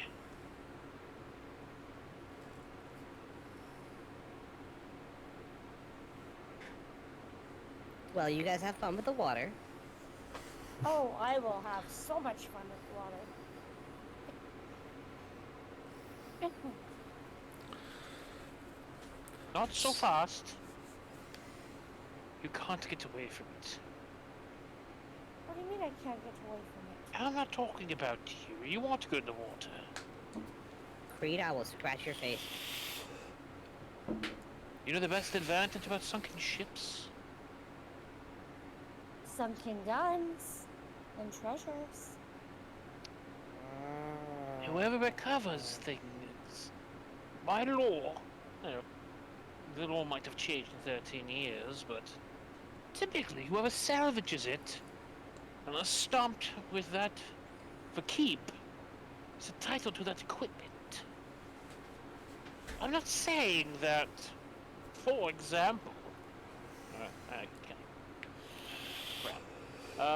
what keep was the one that got obliterated at the beginning of the fight? Jericho. Jericho, I couldn't think of it. For example, if it was for, say, Jericho Keep, and, yeah, you know what, the keep was completely obliterated in the initial onslaught, so if they were to say a ship down there for the Jericho Keep, well, there's no one to claim that.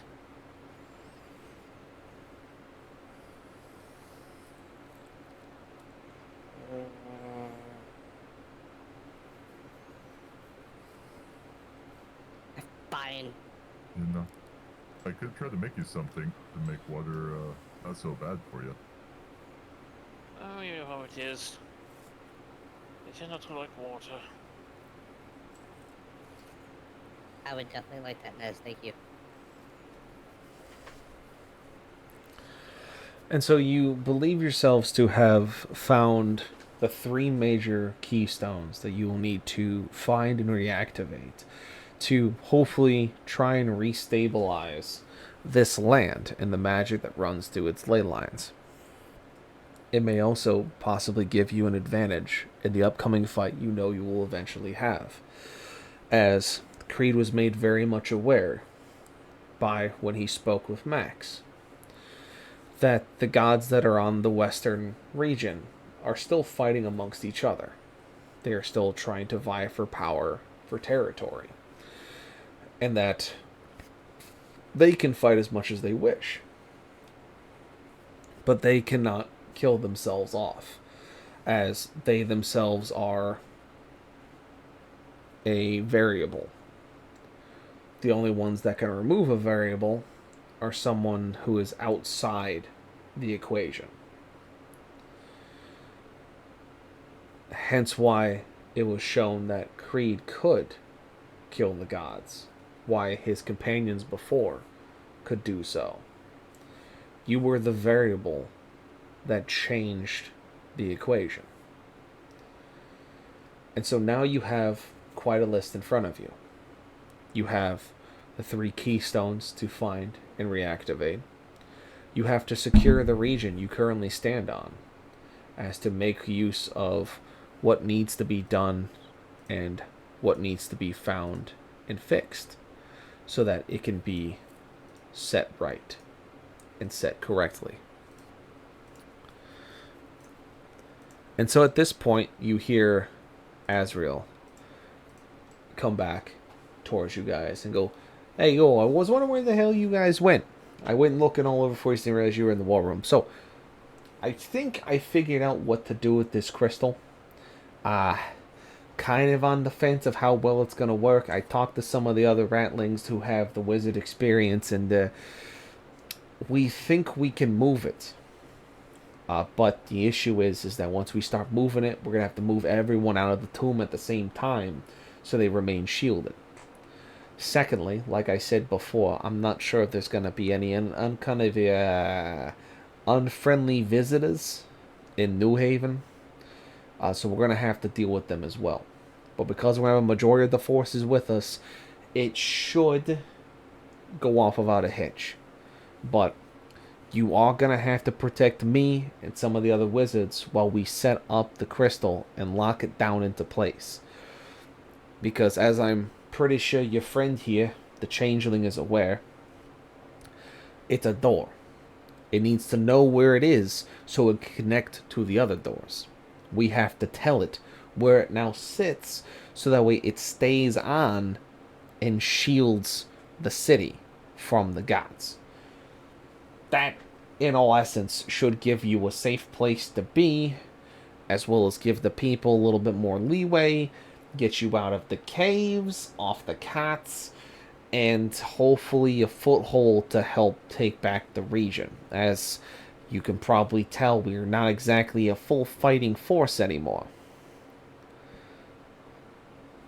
So, if you're ready, we have everything that we can do set up over in the cradle. We just need you.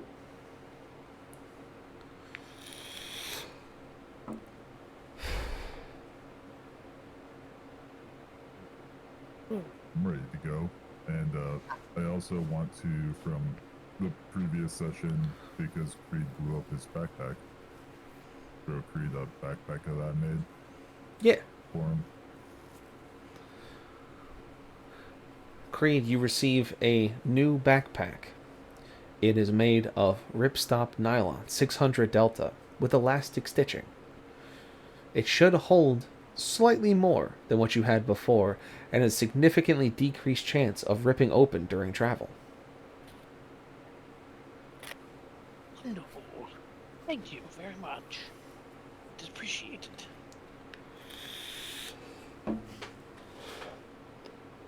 So at that point, you all make your way down to the cradle. You see Azrael and a number of other, what he's been calling ratlings. These wizards with guns that seem to be posted up around the crystal. You see the Tabby Tabaxi from before. You see a couple other, the 2 snipers you met on your way out of the Keeper's Tomb to Glacier Keep on your first trek. And they're all standing around the crystal, all saying different words and phrases in different languages as they are preparing energy and structures and others, as they have a number of people who have artificering skills able to attune magical pieces together, trying to build a moving platform. And as you enter, Azrael turns and goes, it's about time. So, this is the big deal what we're going to do. Being the 3 other ratlings are going to continue channeling energy into the crystal. I have my horse, Maximus. He is a phantom steed. He's very fast and very strong. He is going to pull this platform here out of the tomb with the crystal attached to it. We're going to slowly drop it onto said platform. We are then going to attach it. He is then going to pull it. With us putting magic into it, it should stay off the ground and should float really easily out of the tomb. Once we are outside, we are vulnerable to being hit by things until we get the crystal to the new point. Once we're there, that's a different story entirely. We can start working, and then once the work is done, we'll be able to join the fight if there is one. So, if you're ready to go, we have Maximus hooked up. We got everything in place that needs to be done for this for Schmuggana Crystal to get out of here. So if you're prepared, say the word, and we'll start pulling it.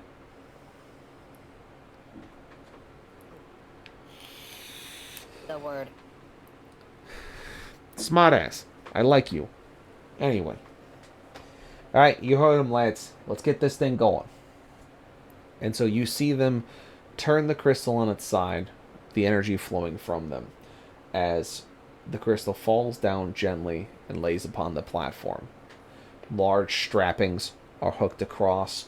You see the ratlings pulling on these levers, ratcheting the straps tighter.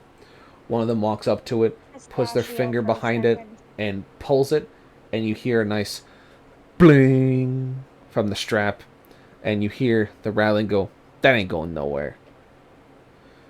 Oh my god. Anyways, Pistachio for a second, out of character.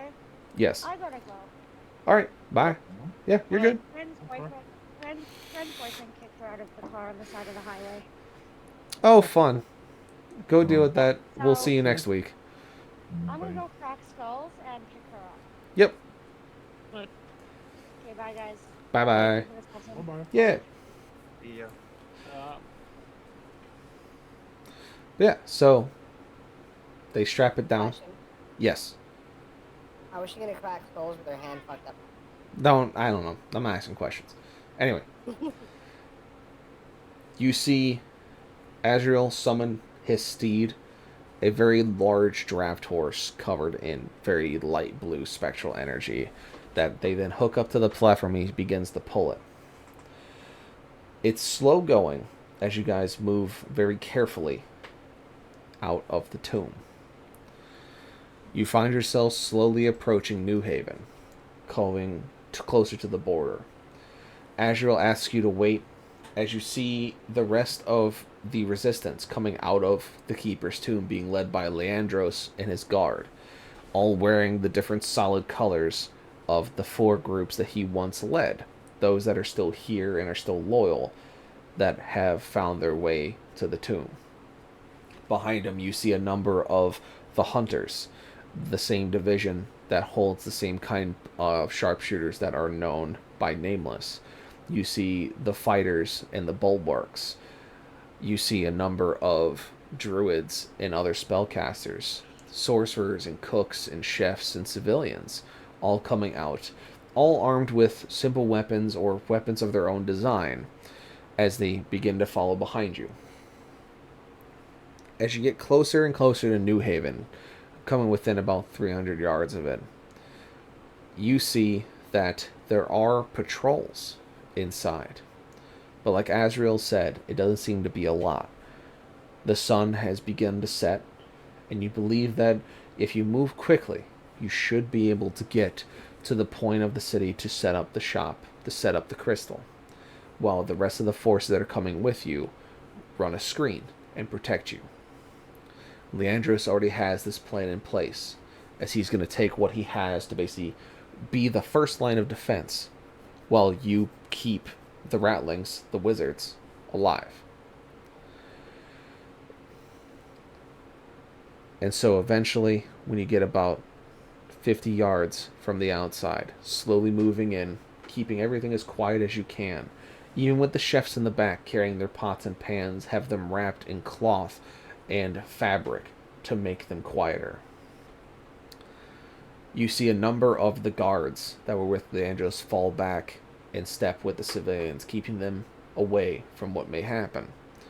As Leandros takes a group in, you suddenly hear him yell, and you see him run down a hallway, or in this case, a street, as you see a number of bandits follow him and his retinue to the west, giving you an opening.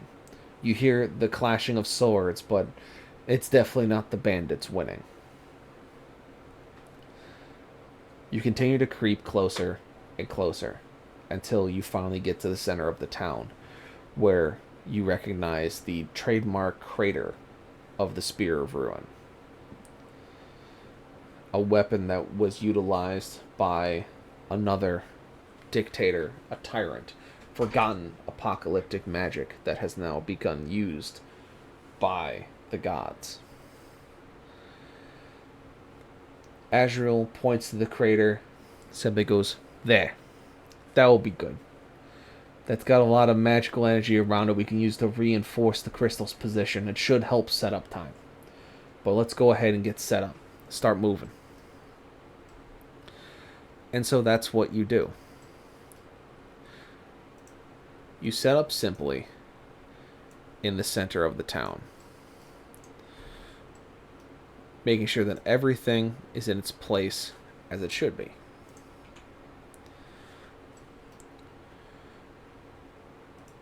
Azrael moves the crystal into play, setting it in the center.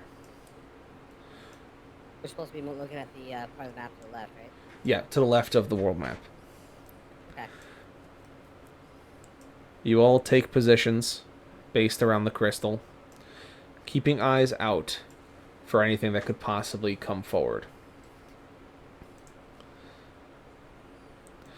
Around you, Azrael and the 3 other wizards stay close to the crystal to make sure that they can do their job seamlessly and make sure that nothing unfortunate happens.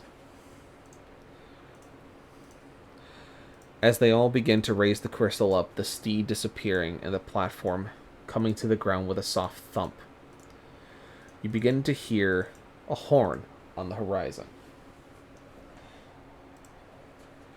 Just a deep, bellowy horn that seems to come in from the outside, almost sending an idea of something not great coming this way.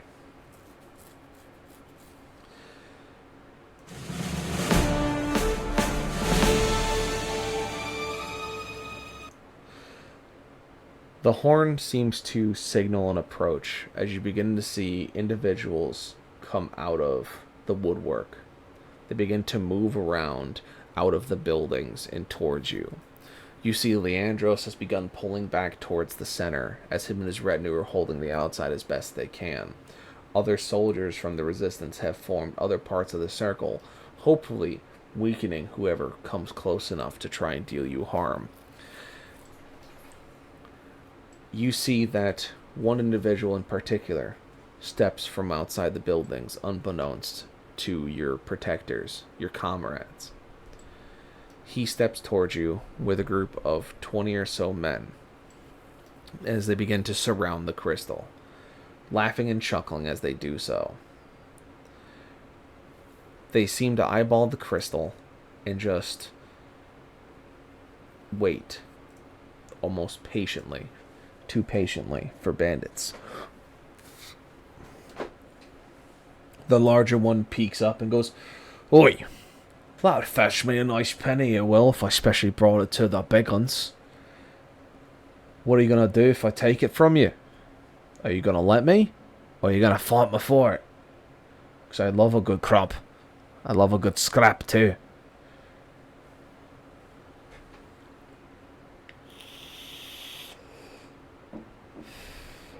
I find it odd. I appear to be surrounded by something. What's that then? Fancy one? To be honest, everyone with me is. We're all surrounded by dead men. You hear a bellowing laughter erupt from the large one and the bandits. He goes, "I like you. I'll kill you last. I'll bet you keep over me when I take a nice bath. Be a nice little bathrobe. We'll take that from you shortly." And as you all stand guard, preparing weapons, as Azrael stands behind you going, "We just need a few minutes. We just need a few minutes. Protect us at all costs." Your weapons drawn, your eyes steely, the battle on the horizon. And you simply wait as both you and the forces around you seem frozen in time, waiting for the first foot to drop. And then you hear the roar of a dragon in the sky, like you did before. And that's where we end our session. Just real quick, as Yes. the roar is happening, I pat Lucifer asking if he's ready to burn. Very good. Very good. I need just 5 seconds to make sure Creed's not a liar. What do you mean? You said we're surrounded by dead men. I need to make sure that you don't turn into a liar. Ah, yes. I appreciate that. All you're concerned about is his reputation. He appreciates it. So yeah, that's where we end our session for today. So, Nice. with that, we are going to do a quick breakdown, and then we will all go about our nights as we wanted to simply make it our own. And so, let's do some favorite moments. Let's do some little breakdown action. So, Jenna's not here to do her breakdown. So we're going to start with Creed, Mr. Blackyburn. Therapy demands your favorite moments. More or less. Therapy sounds like a bitch. I don't know. Thoroby I does enjoy not the like fact your of not comments. being the one who basically did fucking a puddle of his own tears for once. Very enjoyable. Yeah. Nice change of page. The lion, the witch, and the audacity of this bitch rage. How dare you? I love you. Oh. Yeah, what else you got, Blackburn? I know that you got to tie everyone down for the trauma train today. You didn't have to write it. No, I know. I can't get over how enjoyable that it just has been. Is watching everyone else have to suffer. Like I have all this time. It's like, oh, it's not gonna happen to me. It Well, happened. you all got on, so. You're all now part of the train. One with the train, always with the train. I just really enjoyed myself tonight. Awesome. Rage, Mr. Nameless, what you got for your favorite moments? Yeah. Man, I don't really know. That's my favorite moment. Skip me That's off. my favorite moment right there. No. I think our dog agrees as well. Yeah, go ahead and skip me and I'll come back. Okay. Let's do stealth. You know, Mandy got to win tonight. That Mandy curse got to win? was- Oh, the curse? Yeah. The curses were good. I spent a few hours with my buddy Thomas at work during one of our slow periods writing up a bunch of new curses that are like my own that I'm not using like a generator for. And those were two of my favorites that I wrote down. Because we were just like, what is like the least malicious but most chaotic curse we come up with that would just really fuck with the RP but in like a funny way. I think you accomplished that. Yes, and I have 28 more. Hooray! You know, like that. My color was gray, Yeah. so neutral. Tell my wife I said hello.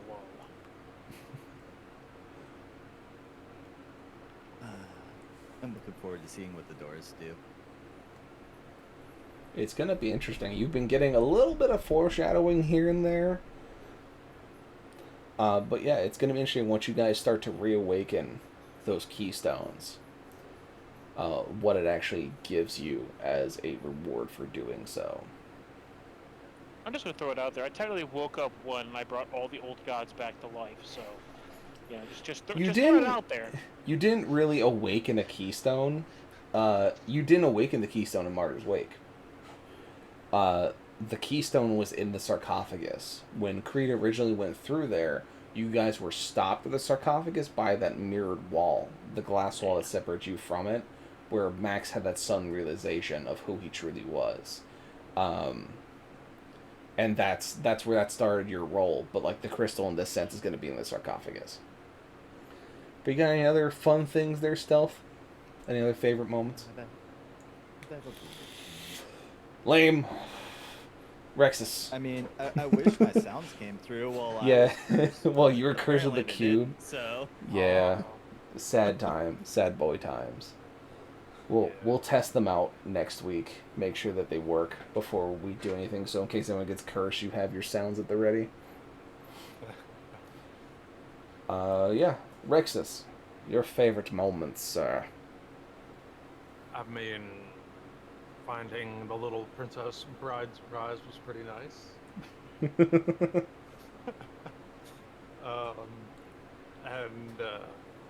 I thoroughly enjoyed the curse. It was interesting.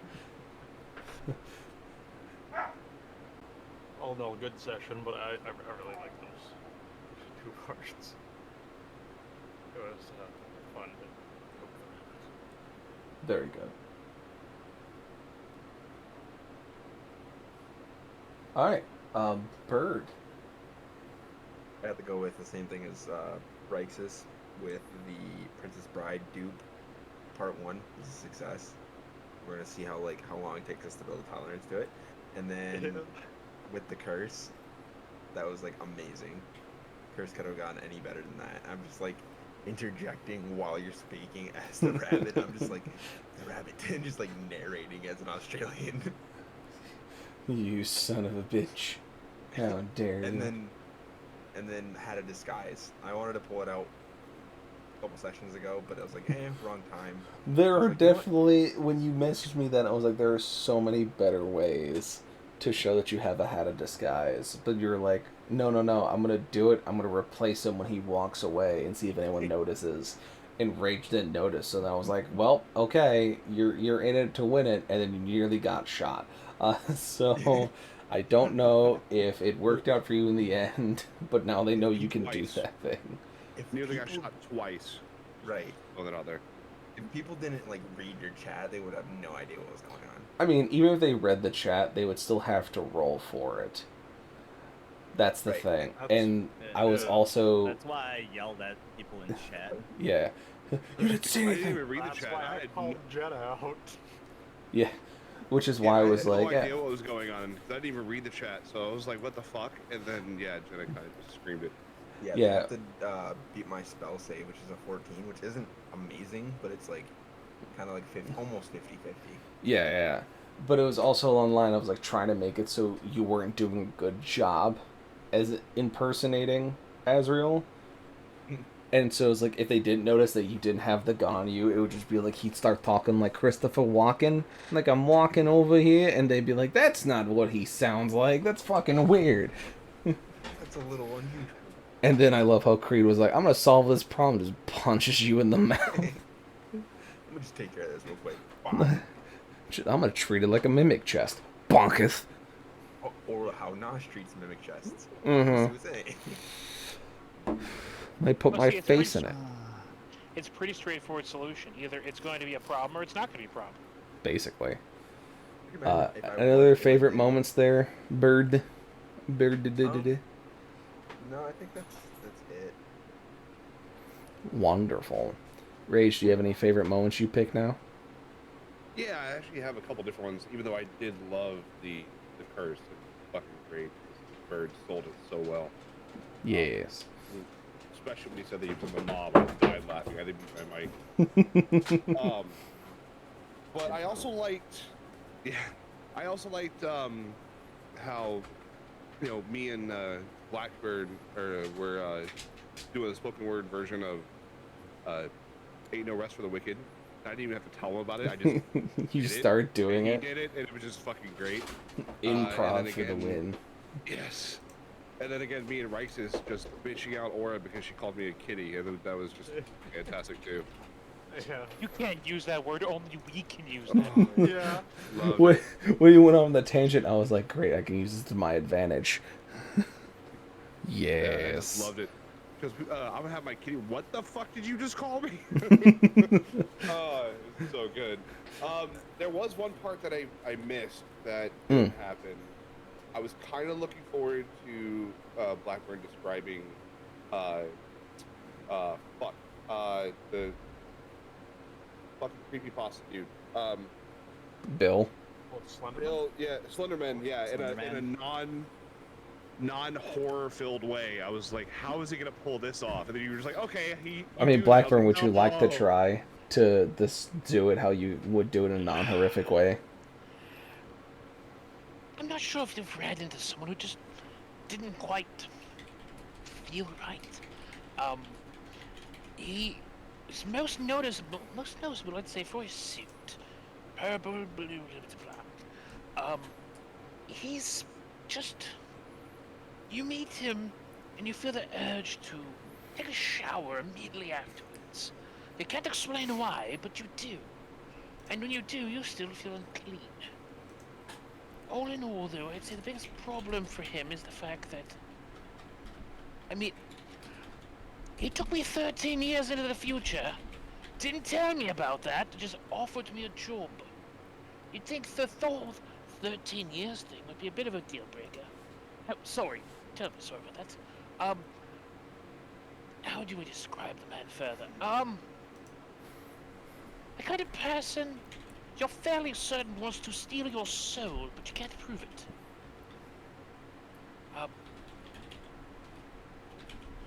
Not a person who should wear a mask, probably. This is not working. I'm still horrified. It's not working. You know what? I have it. I have it. The kind of person you're fairly certain gets put to death. Way better than I could have done, though. I'll give you that. That's very good. Small golf claps for Creed. That was a very good description. But yeah, does anyone else have any last minute things? Yeah, I do have a last minute thing. Oh God. Oh, go ahead. I just think he looks really cool. I don't know. Like dragon. Yeah, I like my new shirt. I have another one that has a cat vomiting up a rainbow that says "bleh" on it. You're gonna have to repeat yourself here in a sec. Driving, Go ahead. I think you missed my favorite part is finding out that Laura has her own pretty. Her own pretty? You like her own crystal? Oh, her own Has an aura. Aura has an aura. That's an aura. Of course. The Inception horn goes off. Call us underscore. Love it.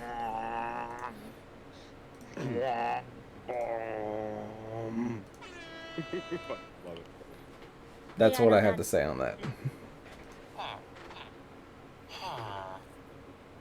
You're welcome for that.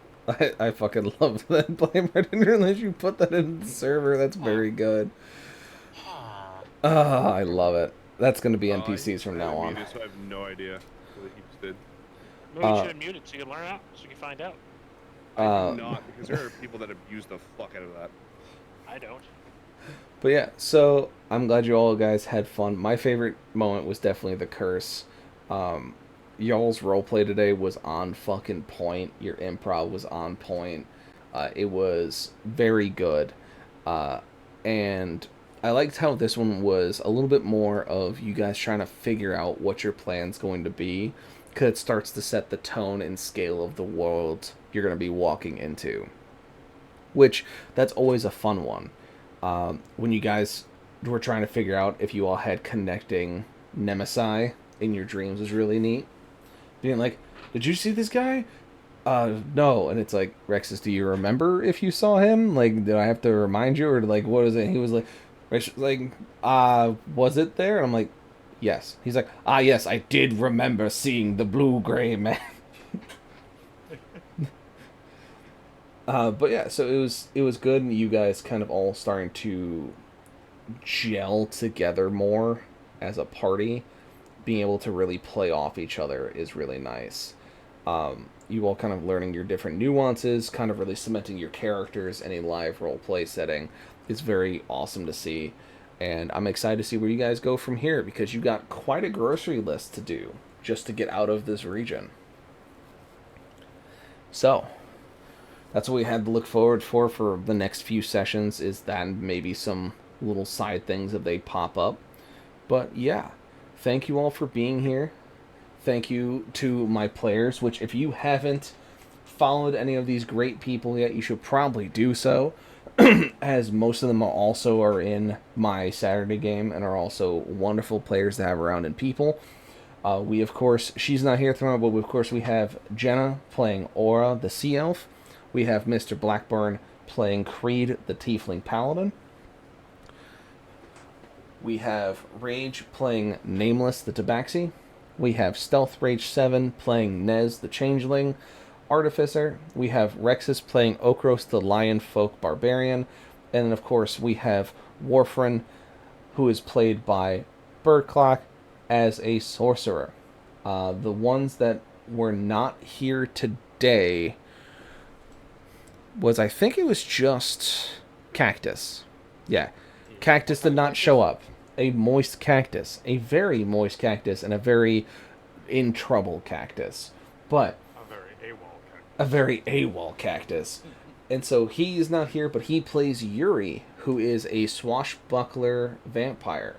So next Friday we'll have another session of this. Make sure to tune in for tomorrow's session at 9 p.m. Eastern. And then, of course, to keep up with any missed sessions, there's, of course, the archive and everything else in between on the YouTube channel. If you haven't joined the Discord, I recently made a listing of the, I guess you call streamer family, if you will, of all the people that I work with. So you're looking at Rexus's Twitch link, Rage's Twitch link, Stealth's Twitch link, Salty's. You have Raffin on there, who's a good friend of ours. You have KK. You got a bunch of the other big streamers that we work with, including Thirsty Pandy herself, Miss Mandy. They're all there, they're all linked, and they're all there for you to enjoy. And so with that, we're going to take a look at who we can read out today. Really go give them a kick in the pants. We're going to probably raid out to Danny, who is playing Demonologist and has been doing her Fright Yay day that she does on Fridays. So go give her the spooks. Go show her the love. And thank you all for being here and enjoying this with us. We will see you all tomorrow for the Siege of Etheria. And then, of course, we will have a little bit of game shenanigans on the Sunday. But yeah, so with that, we're going to send you all out of here. Thank you for being here. Thank you for participating. And we'll see you next week. Bye-bye now. Have a good one out there. Bye. Burn. Don't forget to eat your vegetables. Don't forget to eat your vegetables. Blah! What up? I have a last second thing before I